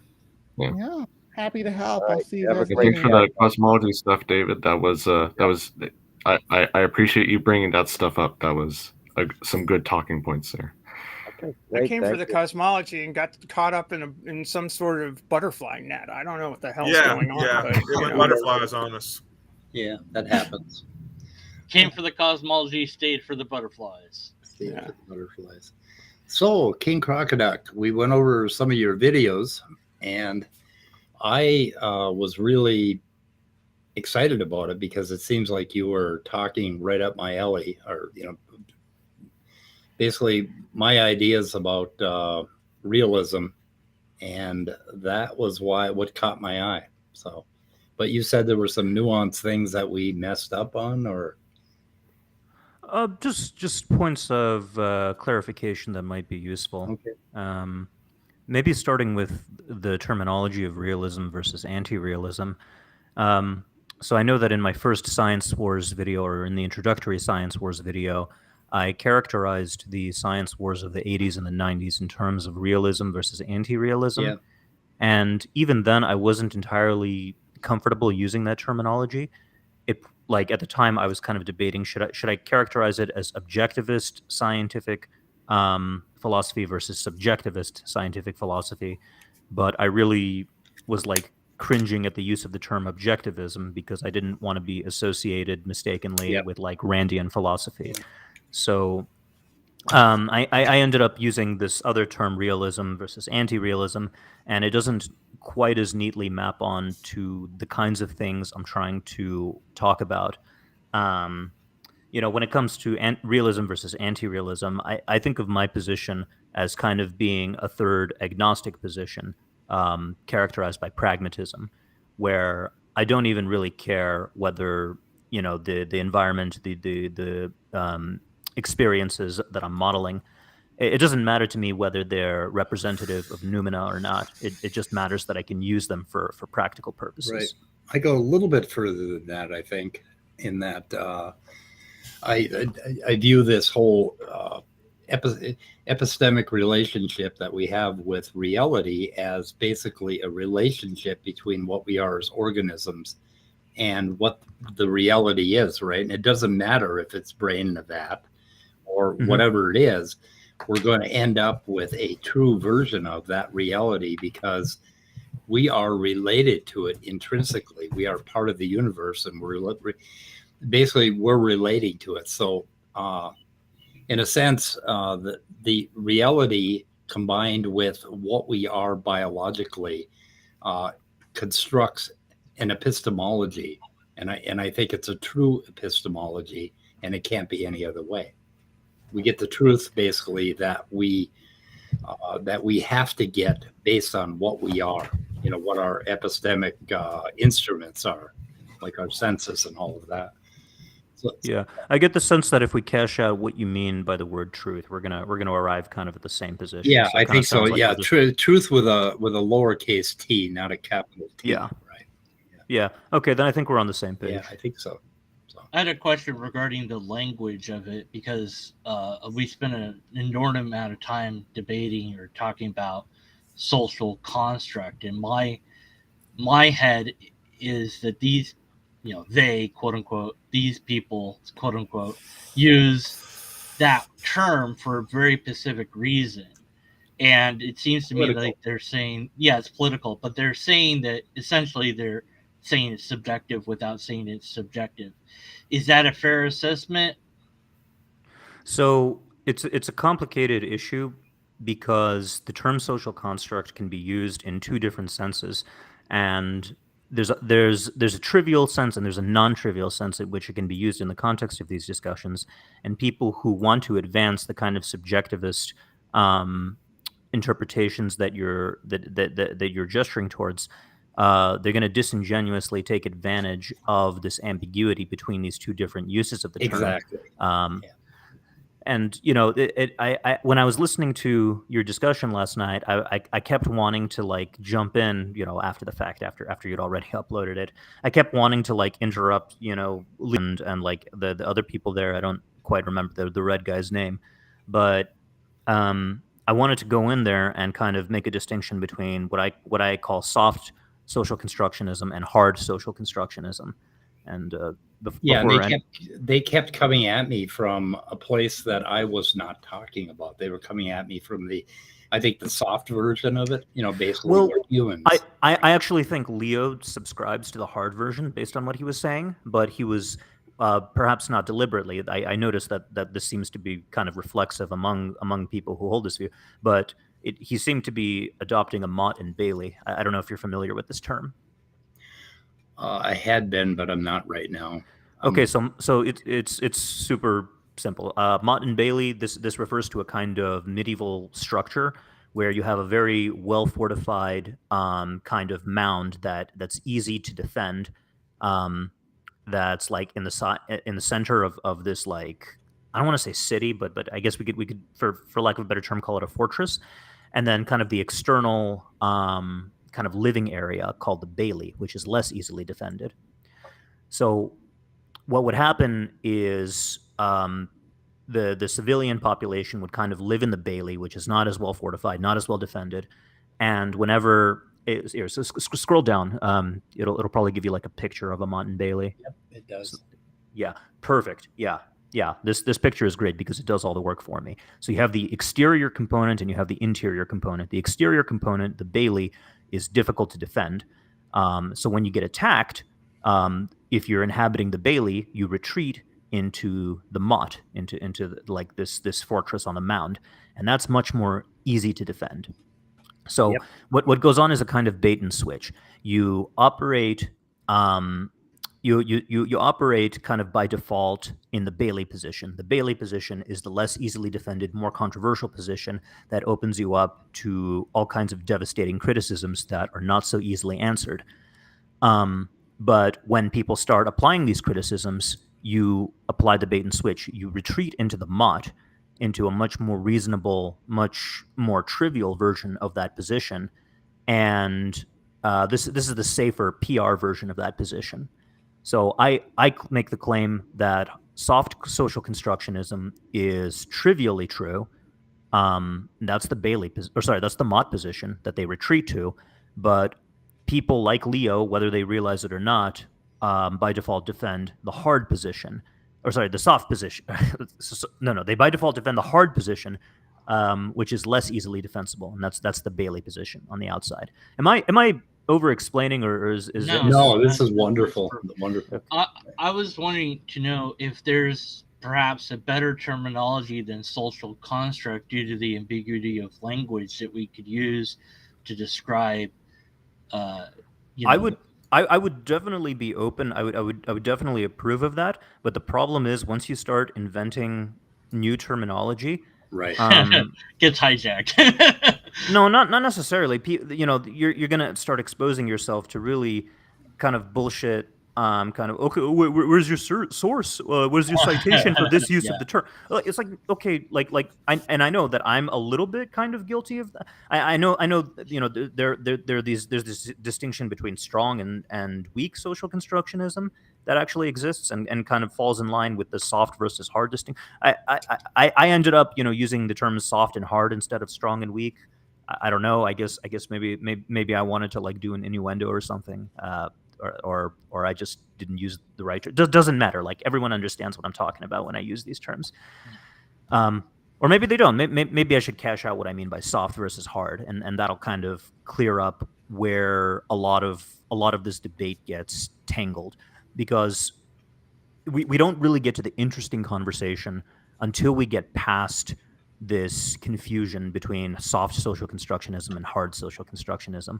Once we get past that linguistic confusion, and once we start having the interesting conversation, the conversation that is had between people like me and people who subscribe to hard social constructionism, that's where the conversation really should be happening, and not over trivial things like, are scientists social actors? Has science had social influences? Right. Stuff like that. Right. Things that are trivially true and uninteresting and only really expressed by midwits as something profound and incredible and yeah.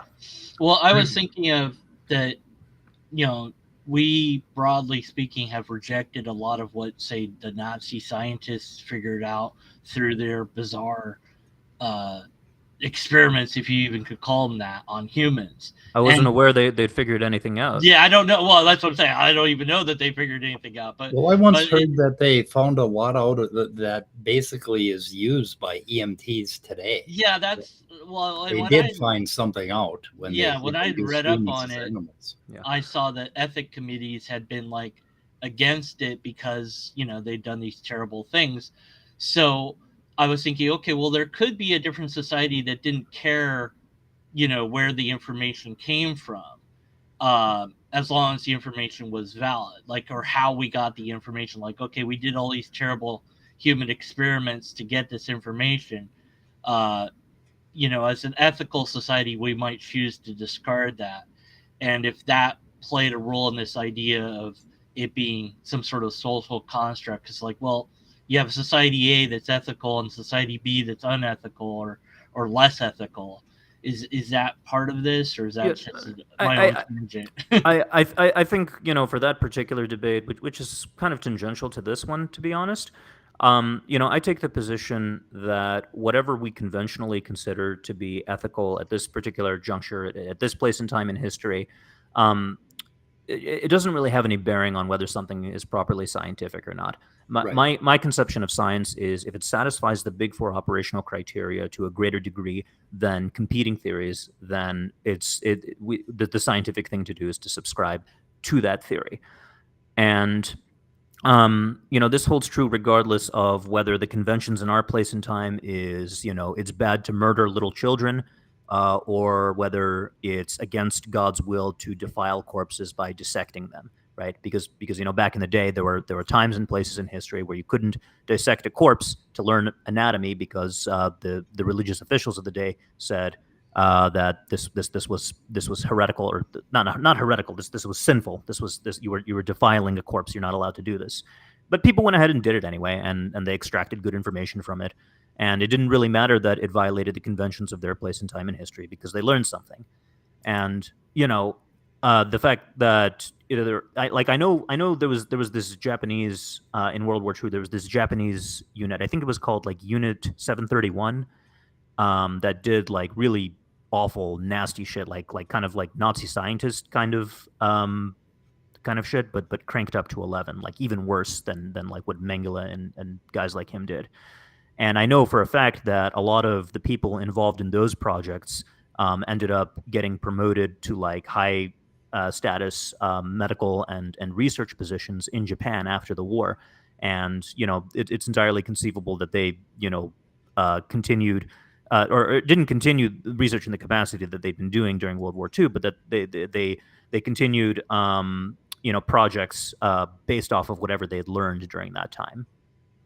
Right. I think that I've heard this said, and I've seen it written, that people will use this idea that, well, the study here that shows X amount of people do bad things and they happen to be in this category of minority or what have you. And we have to ignore that because that could be used to promote racism or this or that.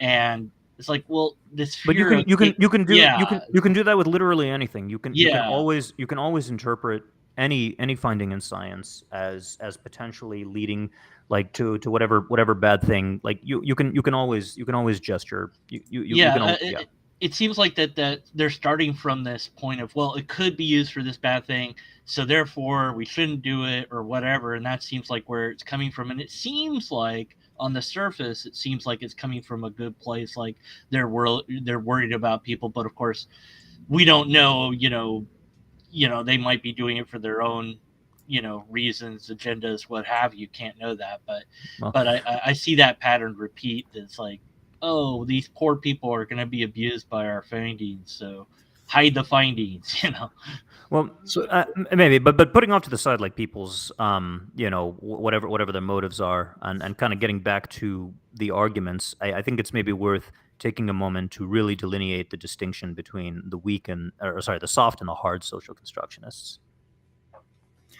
And what I was trying to get at by my question of Leo about cell membranes is what science exactly are they picking on, or are they questioning? Like, what would be different? What is one particular theory or fact that would be different if we applied their criteria, right? Okay, so there is a paper published by the anthropologist. What was her name? It was. It was called. Jeez, I had it somewhere. Give me 1 second. Okay. Hold on. Let me look it up really quick. Oh, Emily Martin. Emily Martin was her name. She wrote a paper that is still read in university courses to this day, despite having been thoroughly discredited during the science wars. And the basic premise of this paper was that the way scientists had historically conceived of sperm and egg and the molecular biology of that was influenced by patriarchal conceptions of traditional male and female relations. So on this, according to Martin, where she basically goes back and she takes certain liberties in interpreting scientific texts to tell the story she wants to tell. the scientists, the biologists who were looking into the reproductive system and trying to figure out how all of that worked, they had this incorrect view about how sperm were these like active. They were playing the more active role in reproduction, whereas eggs were more kind of docile and just sitting there and waiting for the sperm to act upon them. When in reality, it turns out, later on with discoveries ostensibly that took place in the 1970s and 80s, it actually turns out that the sperm are these kind of just flailing and thrashing about, in an unruly fashion, and the eggs have to actually send out signals to pull the sperm in and like make them fertilize them. And this would have been discovered sooner, it's suggested, if scientists had not adopted a kind of patriarchal interpretation of masculine versus feminine roles. So this is the kind of argument that you can expect from the hard social constructionists. Yeah, that's possible, but I really doubt it, knowing what I know about embryologists research. Martin got the history completely wrong. In the process, like ironically, she ended up erasing, quote unquote, like a black scientist, like back in the 20s, when it was like particularly impressive to be a black scientist.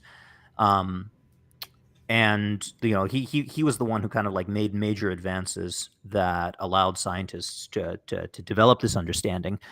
And kind of the story that she tells, the version of history that she tells, and the liberties that she takes in interpreting the metaphors used in textbooks, and engaging in kind of a deconstructive, quote unquote, analysis of that. I think you're pulling up the correct paper, by the way. I think I see a piece of the title. Yeah, that's the one. Yeah. Do a word search. Do Control F and then type in vestige or vestment. Vestment. Yeah. Where am I at here? Vestment. My thought would be, like, even if it was true, what would that matter? Like, who cares? We still are right today. So okay, watch this. So let me read this part. So here she is. She's interpreting language that's being used, metaphorical language in certain textbooks. So she's saying the egg coat, its protective barrier is sometimes called its vestments, a term usually reserved for sacred religious dress. The egg is said to have a corona, a crown, and to be accompanied by attendant cells. It is holy, set apart and above, the queen to the sperm's king. The egg is also passive, which means it must depend upon sperm for rescue. Gerald Shatton and Helen Shatton liken the egg's role to that of Sleeping Beauty, a dormant bride awaiting her mate's magic kiss, which instills the spirit that brings her to life. Sperm, by contrast, have a mission, which is to move through the female genital tract in quest of the ovum. One particular account has it that the sperm carry out a perilous journey into the warm darkness, where some fall away exhausted. Survivors assault the egg, the successful candidates surrounding the prize. Part of the urgency of this journey, in more scientific terms, is that once released from the supportive environment of the ovary, an egg will die within hours unless rescued by a sperm. Which is true, by the way. This is not even metaphorical. This is actually just literally true. The wording stresses the fragility and dependency of the egg, even though the same text acknowledges elsewhere that sperm also live for only a few hours. So, like, the text acknowledges that sperm also need to do this, or else they're going to die as well. Right. So it's bizarre. She's complaining that they're not treating the sperm equally in this passage. They treat it equally in another passage. Okay. It's so silly. I can tell you that when you what does it matter? Like, who? But wait. Look, just consider this.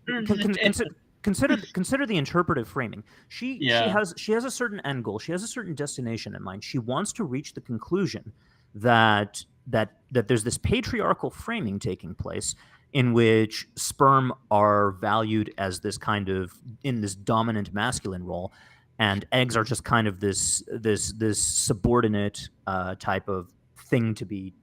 But look at the way the egg is characterized. The egg is characterized as a queen, as royalty. Nowhere in any of the quotes about the sperm is it characterized as a king. She says that the sperm is a king, but that's not anywhere in the quote.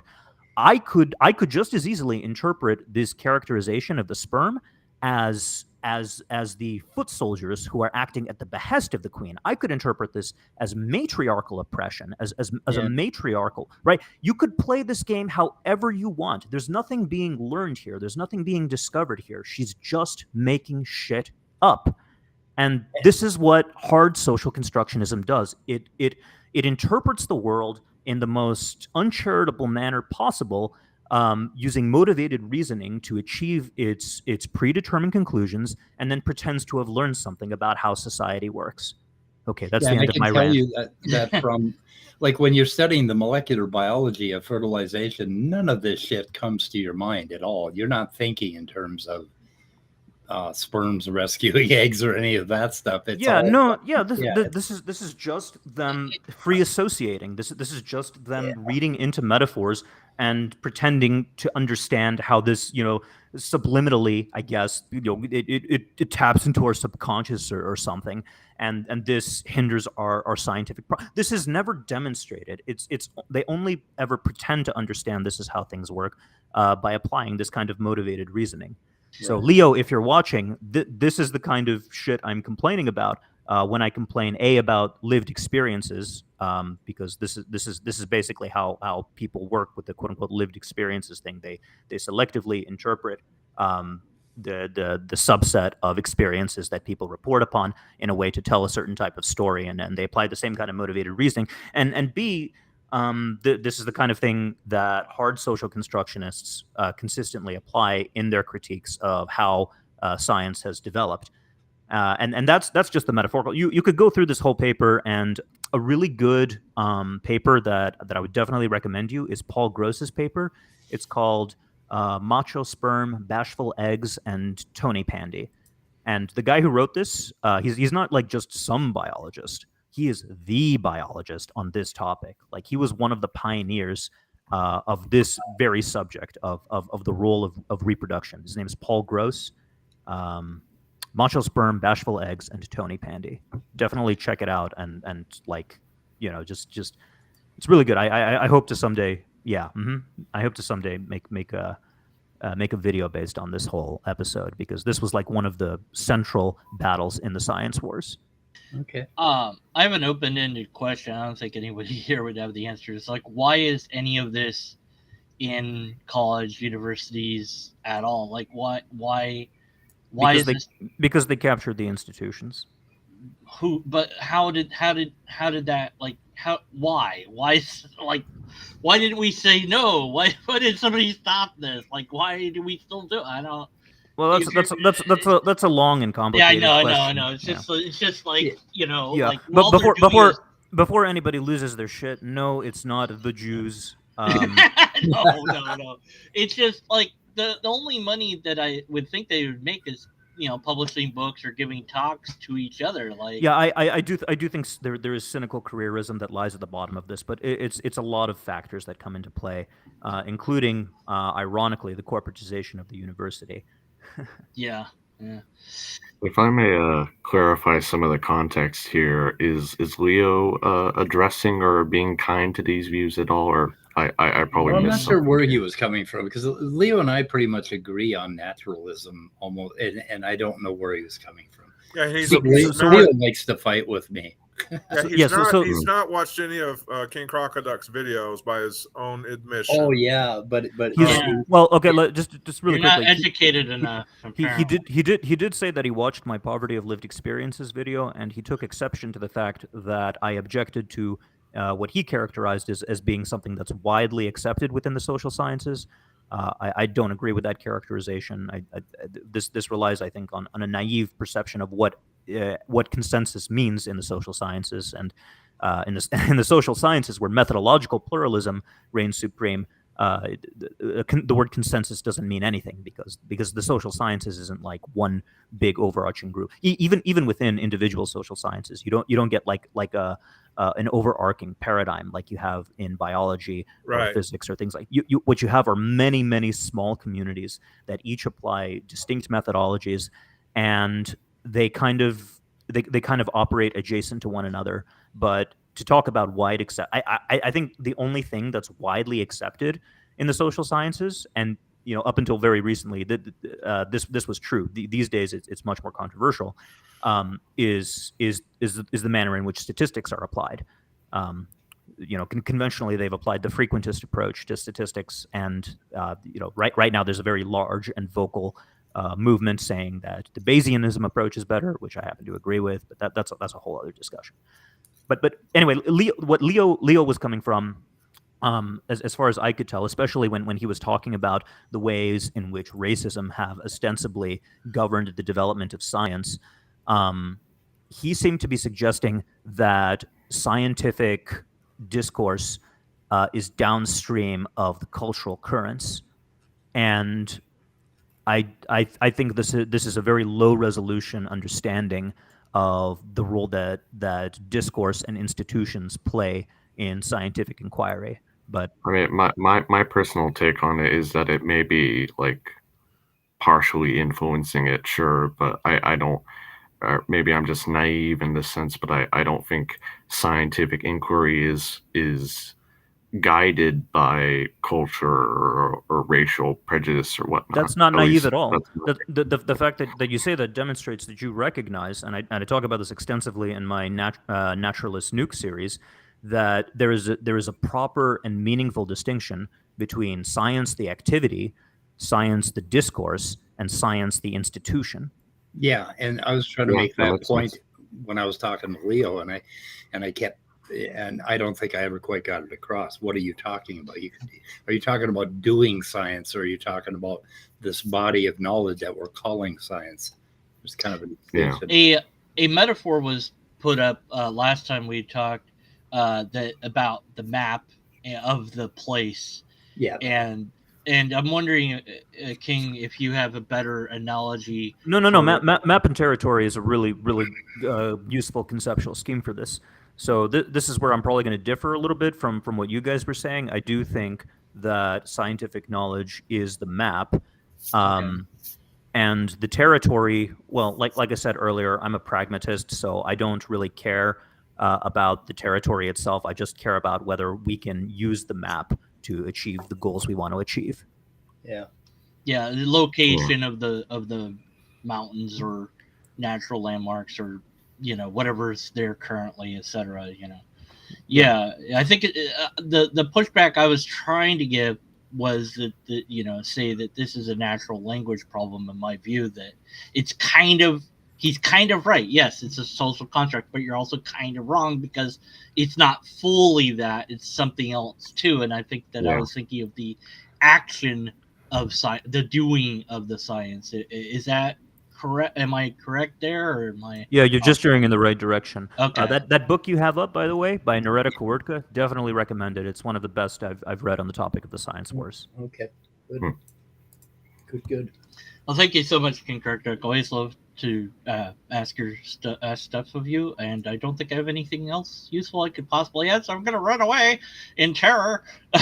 And remember the open invitation in my genetics. Yeah. Totally check that out one day. Yeah, do not bring any ID with you.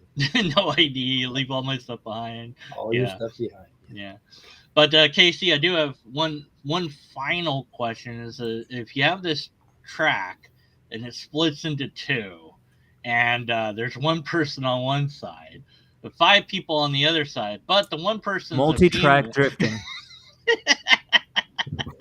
I know you love your trolley memes, so I do. Oh yeah, and then there was that Michael Vsauce thing that I complained about years ago, where they pretended to do the trolley experiment for real.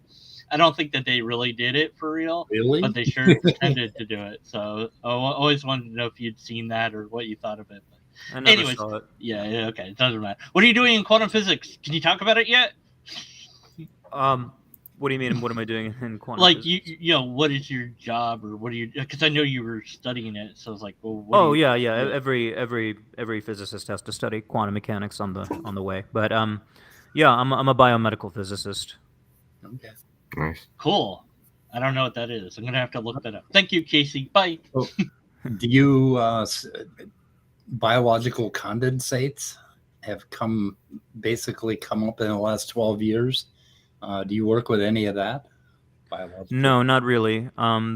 So basically what I've done is I've modeled biological systems and reduced them to their physical constituents, most notably efforts at modeling the flow of electrochemical signals through the human brain. But Ooh. Yeah. Sorry. That's interesting. That is interesting.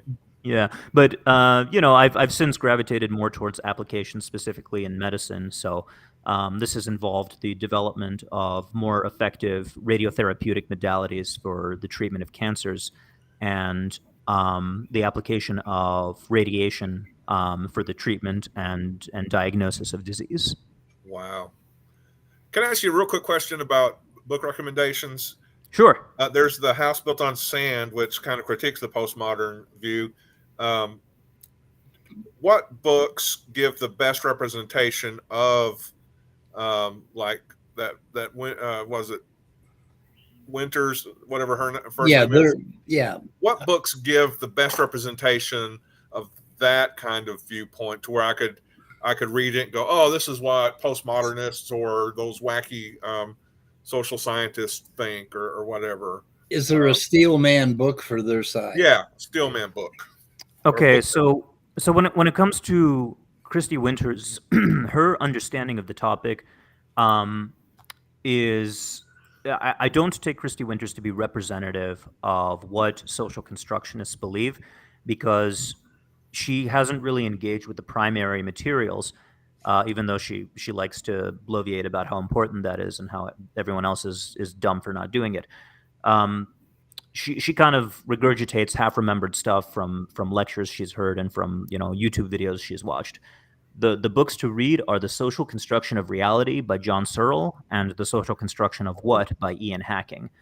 And these books will offer what is at least a defensible position. One that I think which overemphasizes the role of society, but these are at least in my view, this is kind of like the strongest versions of soft social constructionism. For hard social constructionism, you're going to want to read stuff that was principally written in the 1980s and 90s. So this will be stuff like Andrew Pickering's Constructing Quarks, Bruno Latour's, I forgot the name of the title. It was a long one, but it was his anthropological study while being inside of a laboratory. Leviathan and the Air Pump by I forget who. One of them was one of the editors of Social Text, but I can't remember his name off the top of my head.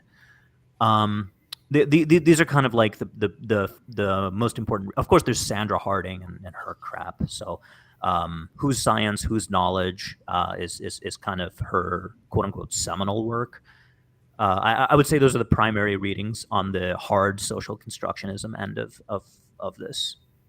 I think every book that John Searle wrote, I must have it in a library somewhere, but I hate him, and I have a love-hate relationship with Searle on philosophy of consciousness. Yeah, you and everybody else. It seems like I'm following his argument, I'm going along with him, and it seems like he's coming onto my side, and then all of a sudden he concludes the opposite. And I'm like, what the hell just happened?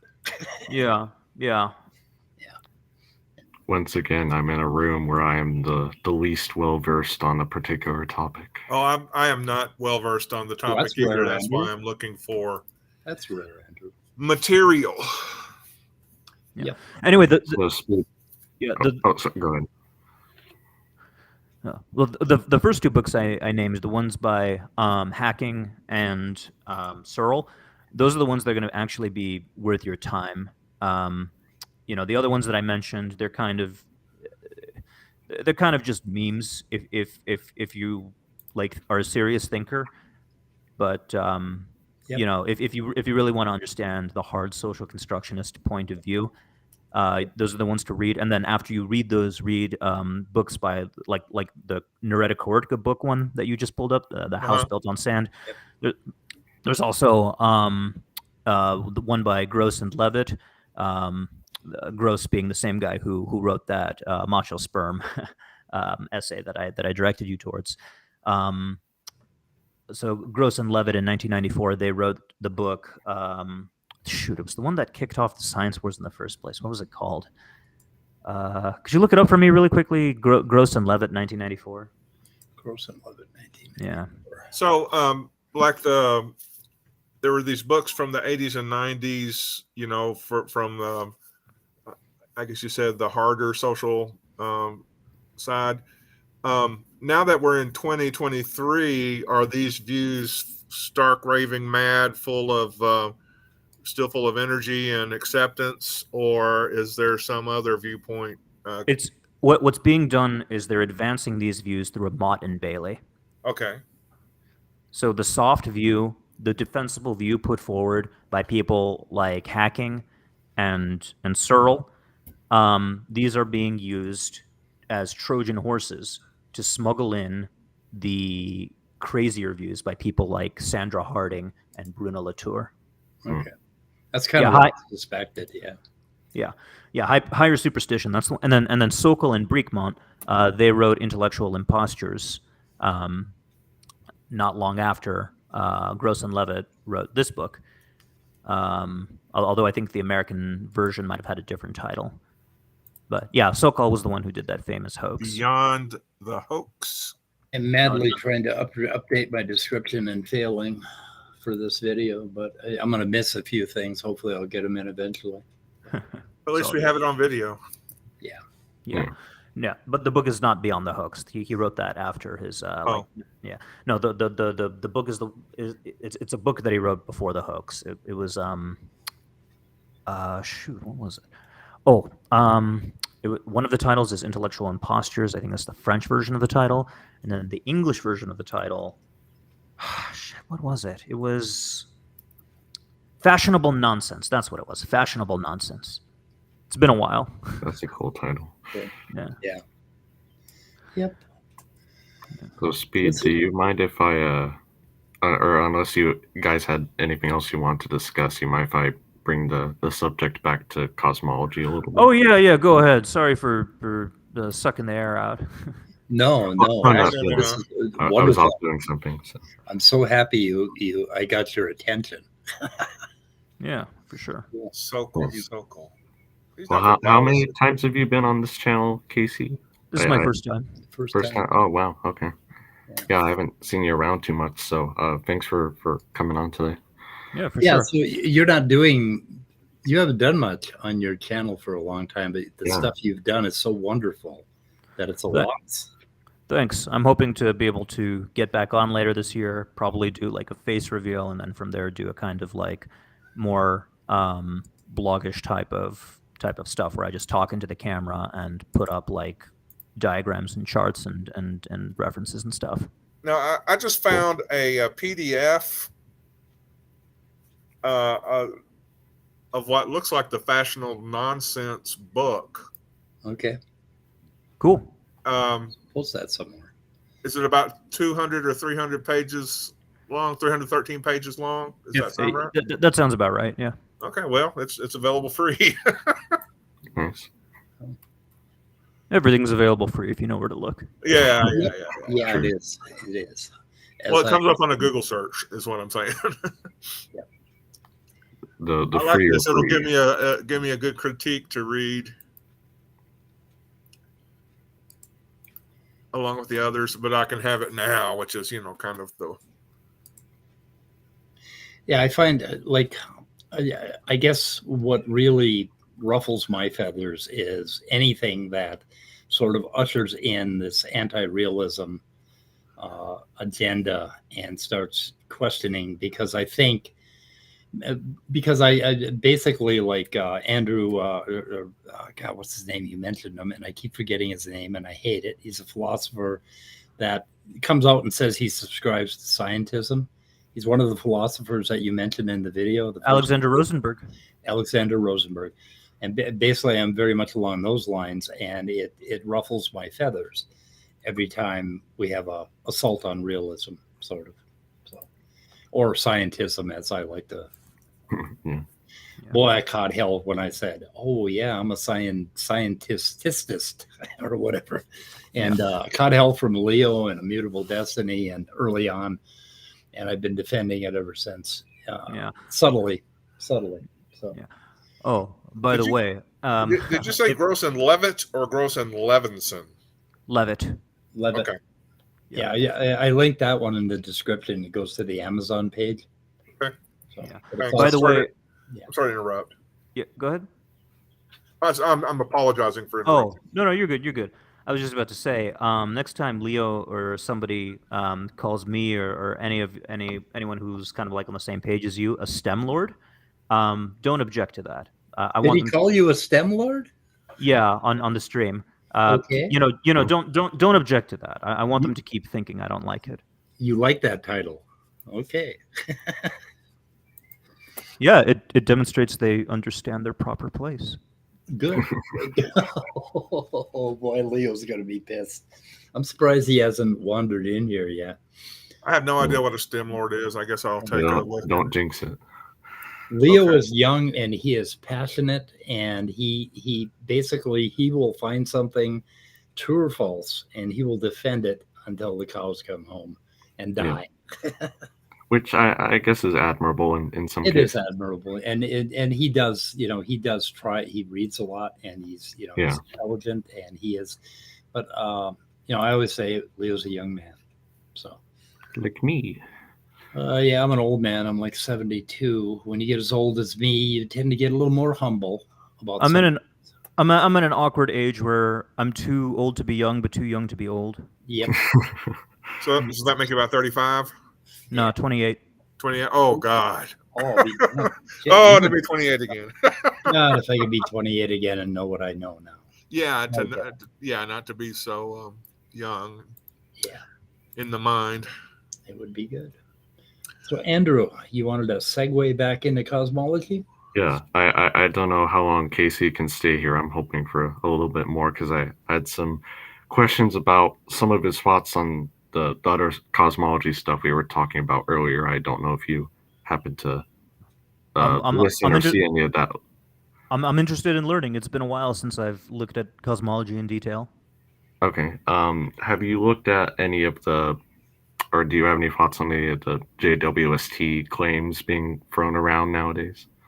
So what are the JWST claims specifically? I guess there are a few of them. There's it basically boils down to there are some galaxies seen in the higher redshifts, basically. If they are confirmed to be at those high redshifts, they haven't been spectroscopically confirmed yet. But they're saying, of course, they look too mature or too massive for Big Bang cosmology to be correct, or our models of galaxy formation to be correct. And of course, there are those people who take that then to mean that Lambda CDM model in its entirety may have to be overthrown, basically. Hey, anything's possible. Yeah. I think, though, that the Lambda CDM model is more robust, perhaps, than the galaxy formation models. I'd agree with that. Yeah, just based on my peripheral observations, but the paradigm shifts have happened before; they can happen again. I'm open-minded, but galaxy formation models are, as I understand it, they adopt kind of a low-resolution picture of the different kind of orbital dynamics that are involved, and just scale them up, and I can't really talk about it in much detail because I don't really know a great deal about it. Yeah. But when I just sort of when I think about all of the predictions associated with the Lambda CDM model, there is weird shit going on. There is something funky about the inflationary hypothesis. There is. Yeah. There's some weird stuff. Not to mention the Hubble tension that's been going on for a few years now. Yeah, and the hope, at least when I was in school, was that supersymmetric particles would be discovered at the Large Hadron Collider, and they haven't been, and that hasn't really provided any insights. So now is the time, I think, for people to be imaginative and start dreaming up new hypotheses and new predictions associated with them. Yeah, I'm totally fine with that. I think extrapolating beyond what the current evidence allows or suggests, or I guess for lack of a better phrasing there, now that seems kind of fishy to me. Like, of course, you have cranks out there like Eric Lerner who claim, like I said, that these galaxies are beyond the expectations of astronomers before JWST came along, and so they're having to revise the whole Big Bang theory. And I like you said, I'm willing to grant that maybe Big Bang theory is incomplete in some regards, but I think like the basic concept behind it probably isn't going to be going away anytime soon. And I don't think that making those kinds of grandiose claims based on what we have right now is warranted. Yeah, no, what's actually going to end up happening, and this has happened multiple times in the history of science and physics especially, is you're going to end up with a generalization. It's gonna end up being the case that whatever we thought we knew about the development of the universe up until this point, we're going to find, oh, this is just true for a certain special case, but there's this more general principle at play. And when you apply that principle to the regimes beyond whatever the old paradigm was able to touch, we're now able to account for things that the old paradigm was not able to understand. Right. So you're never really going to get away from this idea that at least 13.8 or so billion years ago the universe expanded from an extremely hot and dense state. Right. That part is here to stay. Right. Yeah. Yeah. I think that's what I don't know what kind of bugs me about how some people put, well, science has been wrong about this and X, Y, and Z before. I mean, it in some regards, yeah, it was wrong as in it was incomplete, but it wasn't really wrong in the sense that like Newton and Einstein, for example, that's always the example that's used most often, but that's kind of the go-to there. Like Newton wasn't wrong wrong per se because we still use the mathematics behind that there today, but he wasn't 100% complete in that regard either. But whatever he developed doesn't generalize to the regimes that Einstein was dealing with, and whatever Einstein came out with, we know it doesn't generalize to the subatomic realm. Yeah. Right? We don't have a theory of quantum gravity yet. Yeah, exactly. Right. Especially with have you ever interacted with a guy named Redefined Living?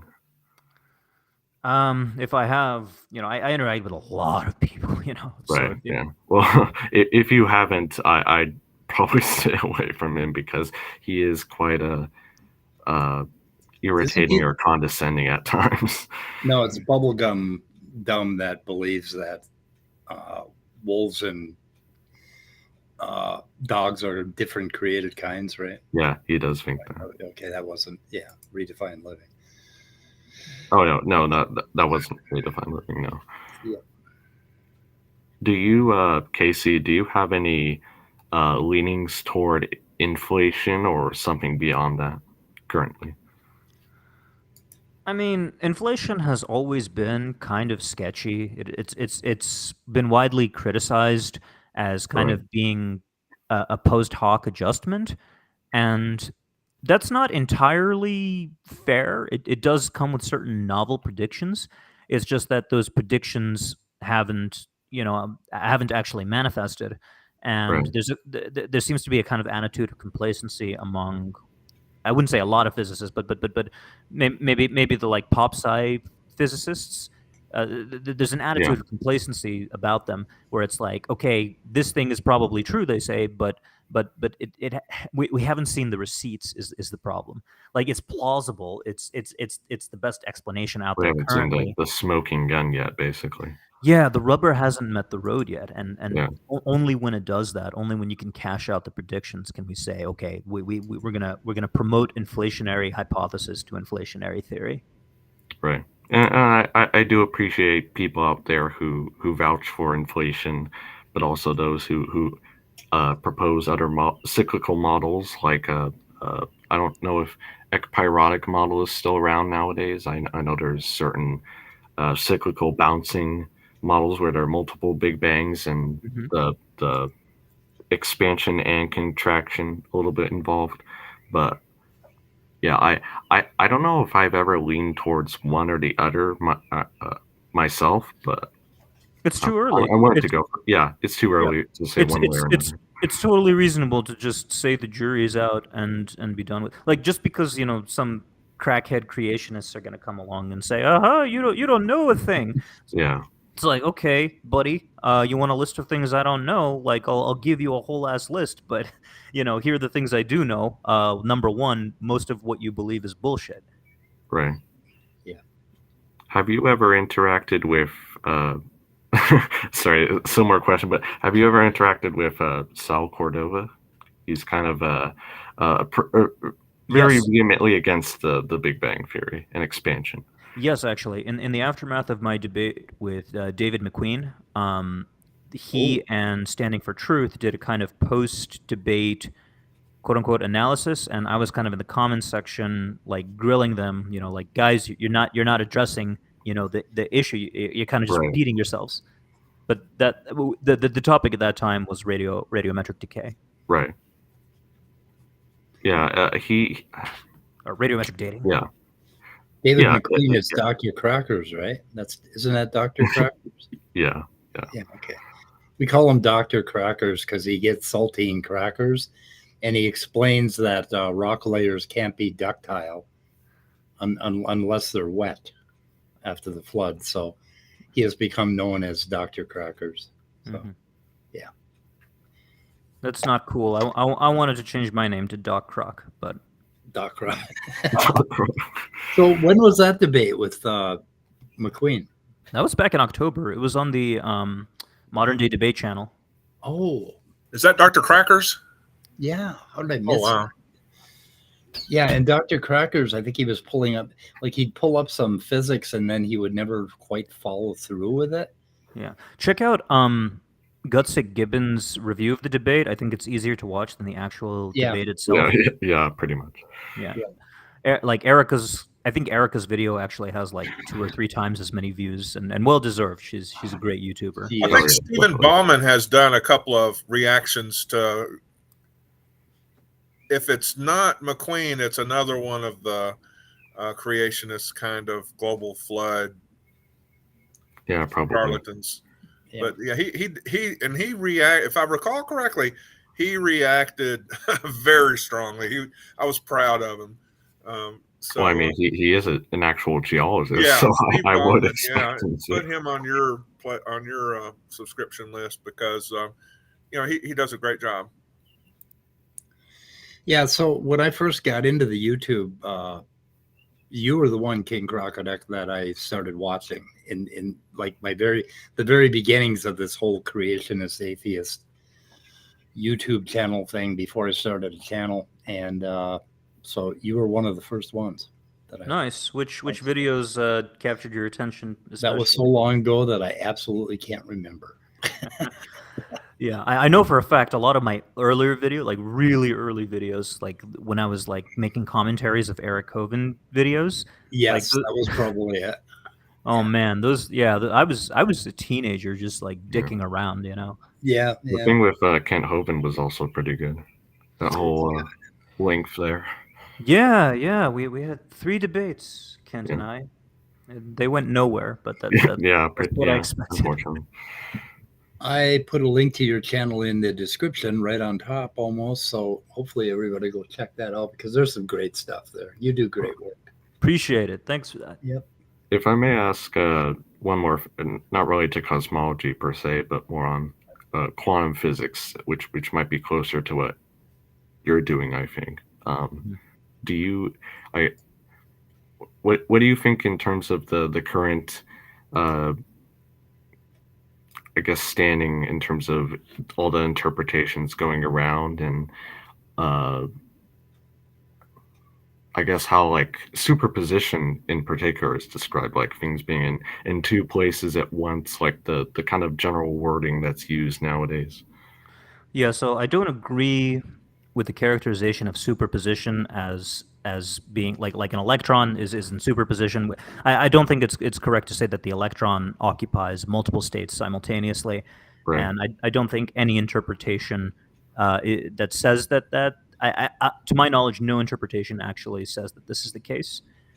This is kind of just like a pop sci way of expressing what's really going on, Right. which is that there's this thing called the wave function, and all of the states that the electron can occupy, all of the information associated with the electron, its trajectory, its energy levels, its spin, whatever, all of that information is contained within this construct, the wave function. And if you take the square of the modulus of the wave function, you end up with a probability distribution. And that probability distribution corresponds to a distribution of outcomes that's going to occur if you take the electron and identically prepare it a zillion times and subject it to the same system over and over again. Or more realistically, you take you take a zillion identically prepared electrons and subject them to the same system. And fortunately, electrons are identical with each other. So. Yeah, look up the one electron or one photon hypothesis. That's a real mind blower. Oh, But anyway, the idea behind superposition is that before the electron interacts with your measuring apparatus, you have no way of knowing where the electron is going to end up. You have no idea what state it's actually going to occupy. You only know what the distribution of probable or what the distribution of possible outcomes are going to be, and what the probabilities are associated with those. And yeah, that's the one electron hypothesis. Yep. The hell was I saying? Oh, I'm sorry, I distracted you. You did. What was I saying just now? I've lost my train of thought. Possible outcome, something. Yeah. So you subject an electron to some kind of system, and it can have some kind of possible outcomes. It could be over here, it could be over there, and you have no way of knowing beforehand which one it's going to occupy, because there's nothing in the body of quantum mechanics that will tell you how the state is going to evolve. Once you have this interaction, once you make the measurement, all you have is this experimentally observed, reality, which is that once the electron interacts with the system, it occupies a definite state. It has it doesn't have multiple positions. It doesn't have multiple. It has one position, one energy, one momentum, one everything, and there's nothing in the machinery of quantum mechanics that lets you go from this was the state that the electron was in prior to measurement to this is the state it's going to occupy after measure. All you have is how is that different from the Schrodinger equation predicting how the wave function evolves? Like, what's evolving over time? That's kind of what I'm confused about. That's a really good question. So what the Schrodinger equation tells us is how the wave function, the state of the system, is going to evolve with respect to position and time. What the Schrodinger equation does not tell you is, well, let me back up for a second. So the state of the system is represented by the wave function, and this state is not localized prior to measurement. Prior to measurement, the state, when you take the square of the modulus of this of psi, which is the variable used to represent of the state, used to represent the wave function. When you take the square of the modulus, you get a distribution of possible states, and that distribution plots the probability against the set of possible values that the state can take. Right? Does that make sense? Yeah, I think so. Yeah. So that it's that distribution of possible states and then the probabilities associated with it, that's what's evolving over time, not the actual IRL position and momentum of the particle. Yeah. What happens is the system interacts with your measuring apparatus, and then that distribution suddenly and irrevocably localizes. this broad distribution, this like, could be a normal distribution, could be a discrete distribution with a bunch of like possible stuff, whatever distribution it is, it suddenly localizes. Now the probability goes to 1 that's associated with whatever it is you're observing. Right. Because whatever you observe, that's what the system state is.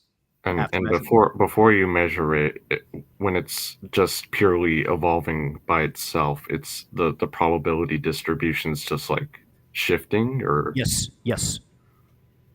Okay. Yes, it changes with position and it changes with time.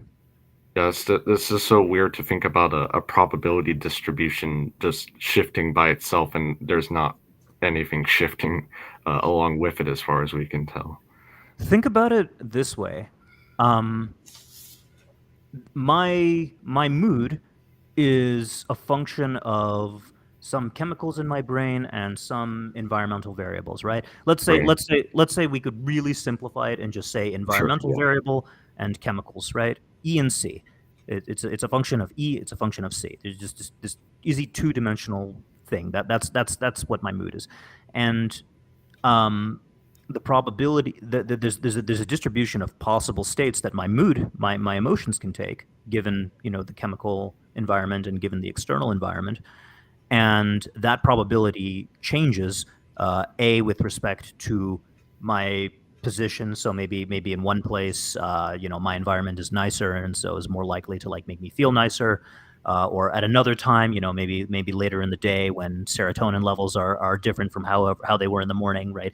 Maybe that'll affect the probability of me being in a certain mood or a certain state. This is a really like.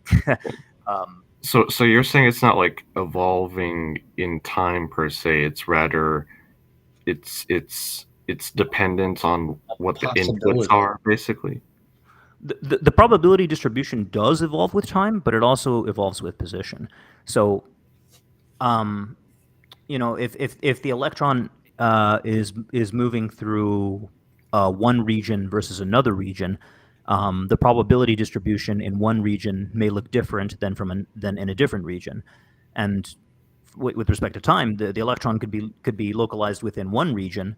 Right. Well, not localized, but the electron could be confined to one region, but over time, the probability of where it's going to materialize within that region once you make an observation, that changes with respect to time. So time and position are kind of the inputs here, and that's what the possible outcomes depend on. Yeah, these are the independent variables. Okay. The Schrodinger equation is cast in terms of I think that makes sense. It's just hard to conceptualize a little bit. It is. You have to think about it really hard for a long time, but like when you get it, it's like, oh, okay. I like. Yeah, tell us about the experience of finally getting it, if you really ever did. I mean, how many hours of blood, sweat, tears, I'll never get this. I mean, what kind of internal struggle did you go through prior to reaching that nexus moment where, boom, now I have it? I think once I developed a more robust statistical understanding and just an understanding of how probability distributions work, in a more general sense, it became more intuitively clear how what exactly was weird about quantum mechanics. A lot of people they think about quantum mechanics and they think about like zombie cats and Alice and Bob. Yeah, Alice and Bob sending each other nudes faster than the speed of light because of like entanglement and whatever. Electron in multiple places at once, which isn't true. Right. A transition from one energy level to another without moving through the space between, which isn't technically correct either.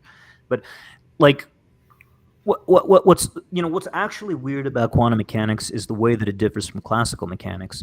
And most people don't care about classical mechanics. They don't care about understanding classical mechanics at the right level because classical mechanics is boring. It's like bouncing springs and a wedge, a block sliding down a wedge and stuff like that.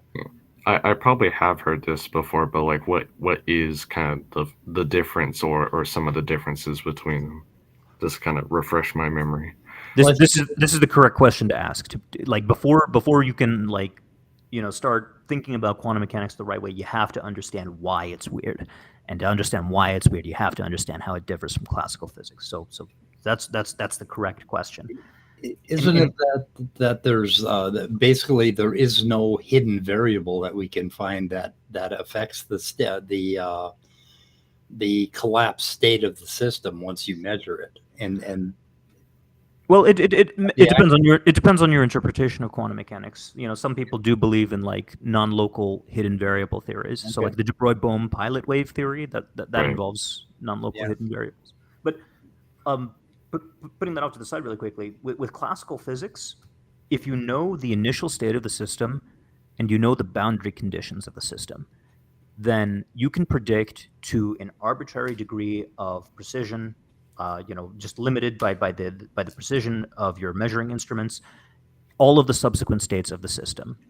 So give me a billiard ball, and we'll apply some force to it, and we'll freeze time. Okay, the billiard ball is in motion. We froze time, and it has a certain momentum associated with it. It has a position associated with it. It has a kinetic energy associated with it, angular velocity, whatever you want. That's the set of initial conditions. That's the initial state of the billiard ball. All the dynamic variables associated with it. And think about the boundary conditions. Think about anything. Sorry? Oh, I'm sorry. I was looking at an unrelated list of food to order for supper, so sorry about that. You're good. Shut up, Scott. All right, my apologies again. No, you're good. You're good. It's always a good thing to be thinking about. But yeah, you've got those initial and you've got the boundary conditions. You've got the boundaries of like the pool table. You've got the amount of friction that's being provided by the surface of the table, right? These are basically like the influences of the external environment upon the state of the system. Okay, so if you know both of those things, the initial conditions and the boundary conditions, then you will know at every subsequent moment in time where the billiard ball is going to be, what its velocity is going to be, how much kinetic energy it's going to have, what its angle is going to be with respect to whatever position you want. Right? You're going to know all of these things with whatever precision your measuring apparatus is capable of verifying. So basically, if somehow you have all the information and you keep having all the information, then it's completely deterministic. Yeah, for all intents and purposes, it's the initial state determines subsequent states. That's the simple way of putting it. Okay, in quantum mechanics,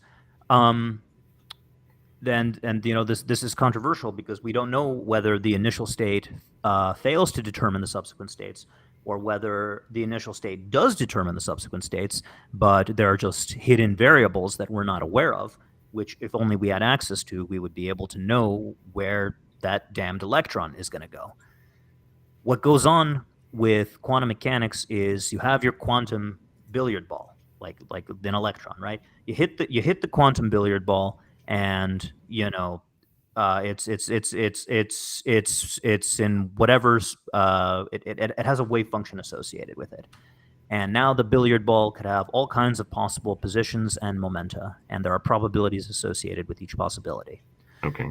You have all of the initial conditions associated with this state, at least to the degree that they can be known, and that information is not sufficient to tell you what the final condition of the state is going to be after you take the measurement. So that is why quantum mechanics is weird.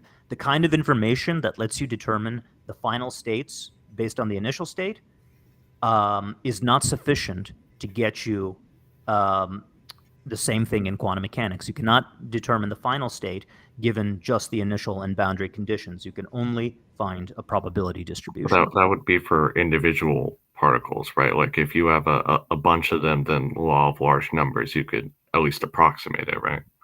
Yeah. What's going to happen is with a large number of particles, they're going to end up reproducing that distribution, right? Okay. Like if you throw like a zillion dice, right? 1/6 of them are going to be ones, 1/6 of them are going to be twos, and right. Yeah.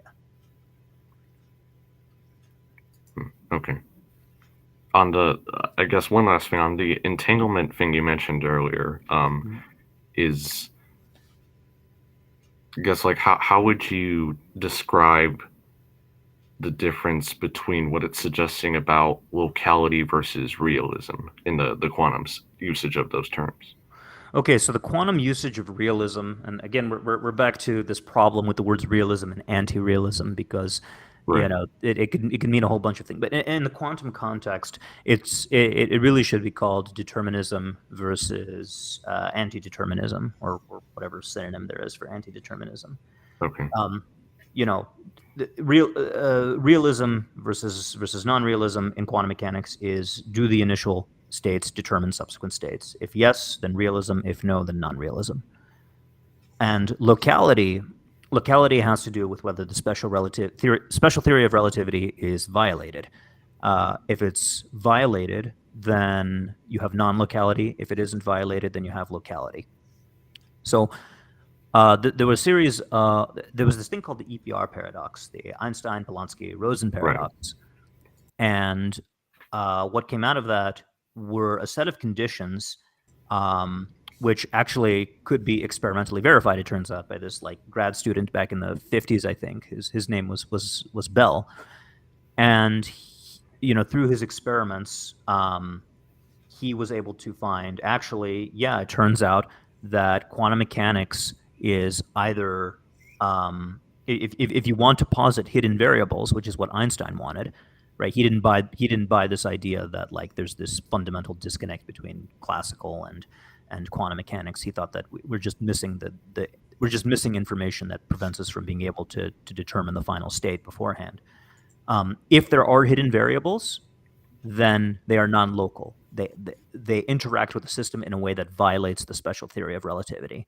The only condition under which realism in the quantum sense is true is if non-locality is also true, if the special theory of relativity is violated by the interaction with hidden. So you can have one or the other, but you can't have both simultaneously.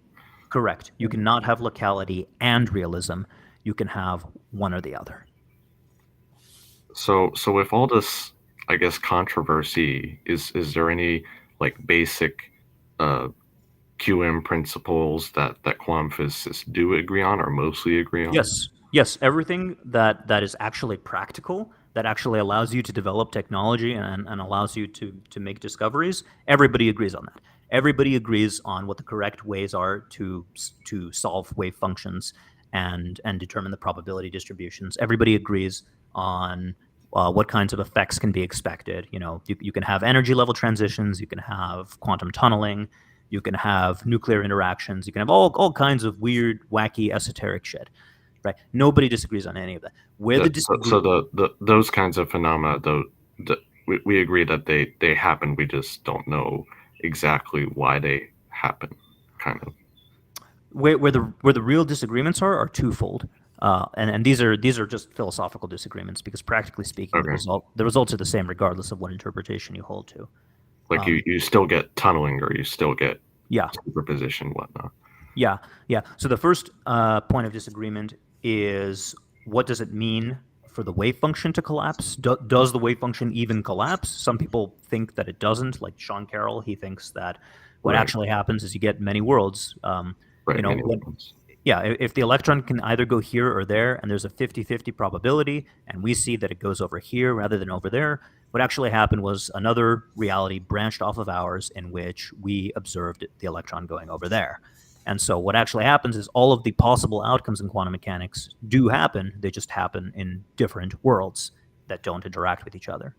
And so in this way, the wave function never actually collapses. The wave function just expresses the probability distributions which are reflected in all of these different realities. So that's like the first point of contention. What does it mean for the wave function to collapse? Why does this continuous or discrete distribution of probabilities, why does it suddenly and irrevocably localize to a value of a probability of 1? This is the state of the system. Why does that happen? That's the first point of disagreement between the interpretations. The second point of disagreement is what exactly it means for something to be measured. So, Why is it that this type of interaction with a measuring apparatus, why does that cause the wave function to collapse? And third point of disagreement, once we get into like the EPR paradox, are there hidden variables or are there not hidden variables? Right? Are we gonna throw special relativity out under certain conditions, or are we saying special relativity is true? It's just that our ontology needs to change. Is it widely accepted at all that in terms of decoherence that like just particle interactions are the measuring going on? It plays a role in why it is that quantum systems end up becoming classical, once you get a lot of quantum systems together. And like I'm made of atoms, right? The atoms behave quantum mechanically, right? But I don't behave quantum mechanically because of decoherence, right? But even though there are physicists who will claim that decoherence solves the measurement problem, I think that this is predicated on a misunderstanding of what exactly decoherence entails. There's a good video by Sabine Hassenfelder. I don't know if you're familiar with her channel. She's a great yeah. Check out her video on the matter. She literally has a video covering this exact topic: decoherence and the measurement problem. So it kind of helps with the quantum classical transition, but maybe or maybe not so much the measurement problem itself. I don't think so. I think the measurement problem remains unsolved. Okay. Thank you for clarifying all that. That helps a little bit. Yeah, for sure. Isn't the measurement problem, like, doesn't it come down to an interaction, that when there's an interaction, there's going to be, basically you're going to have a collapsed wave function. So you're going to, like, anytime you have you can't measure anything without interacting with it, right? Yeah, but that just seems trivial to me. But there are interactions that take place independently of us, and yet the wave functions associated with this, they remain non-localized. Okay. That would be interesting too. Yeah. Check out Sabina's video, and check out all of her videos. She's great. Oh yeah, yeah. We just played her Monty Python singing thing on an earlier stream. I don't know if you've seen it, but on the stream we did earlier this morning, she does this wonderful rendition of the Monty Python song about the universe. Well, good for her. If you've never seen it, you'll have to see it. So I will. She's not a bad singer. I linked it in my video on the other stream we did today. So it's there. So there's a whole bunch of, every now and then you get a stir in the pop science headlines about quantum tunneling effects and biology. And they make rather a big thing of it. That, like, there was a recent one, something about the origin of life and quantum tunneling. And I don't know, and I guess I don't know enough about what they're talking about to really dig into it, but it strikes me as a pop sci headline and nothing more. That's my first impression as well. Yeah. When I think about the role of quantum tunneling in biology, I'm just thinking in terms of my own work, where if you inject like a radioactive tracer inside of a patient to engage in nuclear medicine diagnostics and like evaluate the physiology of the patient, the reason why certain types of interactions happen or are even able to happen is because of quantum tunneling. But that comes down to the nuclear physics and not so much the biology. Yeah, and there's like calcium channels at the synapse. I think they're very small channels, and I think there's a quantum effect. Okay, they make a big deal of that. Yeah, I think I know what you're referring to. Inspiring Philosophy really likes talking about this. Yeah, no, I don't think that these kinds of quantum interactions are there are quantum interactions taking place all the time, but you can't really take the weird spooky stuff and just extrapolate from that. Right. Yeah. Yeah, it's like what's his name, Penrose and Stuart Jacknioff or whatever his name is, and they're quantum microtubules. I know exactly what you're talking about. Okay, they drive me crazy because it's like quantum microtubules do not scale to cognition. Yeah, exactly. The way that they want it to. Exactly. It's a matter of scale, and I fight with Midnight Athena, whatever, all the time about this when he comes up with a quantum article. It's like, no, this doesn't scale. Okay, when you're dealing with cognition, you're dealing at the neuronal level and the synaptic level. You don't have to go down to inside the neuron and try to make the neuron smarter than it is, and it drives me crazy. So anyway, cool. We've been going for a while, guys. What do you think? We have a question from Deconverted Man that I don't know if this is your area to answer or not, Casey, but there it is. Yeah, I don't really have an answer for that. I feel like that's scaled up a little bit from the stuff I look at. Oh yeah, we could talk about that at some time. There, Deconverted Man. And his follow-up is, as in, where does the idea itself start? How my brain to think. Yeah, motor cortex, premotor cortex, frontal lobes. There's basal ganglia. We can go through it, and I can tell you how the whole machine works, kind of. Yeah. So, I mean, there's an interesting question, and this was a question that I used to pursue back when I was modeling brains, is how do you get large scale well-predicted neural oscillations from chaotic and extremely non-linearly dynamic systems where neurons are receiving electrochemical signals and they're spitting out electrochemical signals, and the relationships are scaling in a non-linear fashion, as in, like, if a neuron receives, say, X amount of current, there's no guarantee that the current that it releases when it starts talking to the neurons next to it is going to scale linearly with, like, the number of neurons it's talking to or anything like that, right? It could be a square root relation. It could be a cubic relation. It could be all kinds of crazy relations that make it really, really hard to, for all practical purposes, impossible to predict how the signal is gonna spread dynamically throughout the neurons. And yet, through all of these chaotic interactions, you have them aggregating into a really well-defined oscillations. Yeah, exactly. Yeah, thalamus has a lot to do with all of that, I believe. And we should get thalamocortical circuits. We should get King Crocoduck and Dr. Chris Thompson together if they've not ever. Yeah, he's a neuroscientist studying bird language in the brain.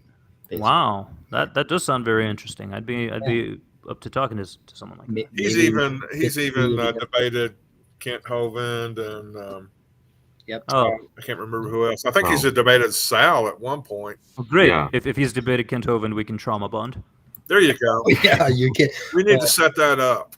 Yeah, and he had some trauma over Searle Cordova when he pinned him down at 9:30 at night. All of a sudden, Searle Cordova had a meeting that he had to go run. Yeah, one of those 9:30 at night meetings that you're suddenly. I'll put Dr. Chris Thompson's channel in my description so you can look at him. Every time I pin somebody down at 9:30 at night, and suddenly she has to go to a meeting, that I get frustrated as well. Yeah, okay. Don't you hate that? Always. Okay, go to your meeting. So Dr. Chris Thompson's channel is in my description, King Crocoduck, so you can check him out. He does some wonderful work too. So for sure. Anyway, fellas, my mouth is like really dry right now from all the talking. Yeah, we got a shooter in the head. You have to go back to the pond and flutter around and maybe snag a few fish. Yeah, right. Okay. Well, thanks for joining us, King Crocoduck. Yeah, it was a pleasure. It was a rest pleasure. Of your day. Thanks for having me on. It's always fun to chat about these interesting topics. Yeah, and anytime you're welcome. So, and subscribe to me, damn it. Come on, somebody has to subscribe to me. I mean, I'm dying here. Anyway, okay, thank you. We're going to shoot her in the head, guys. So, sounds good. Okay. Goodbye, crew.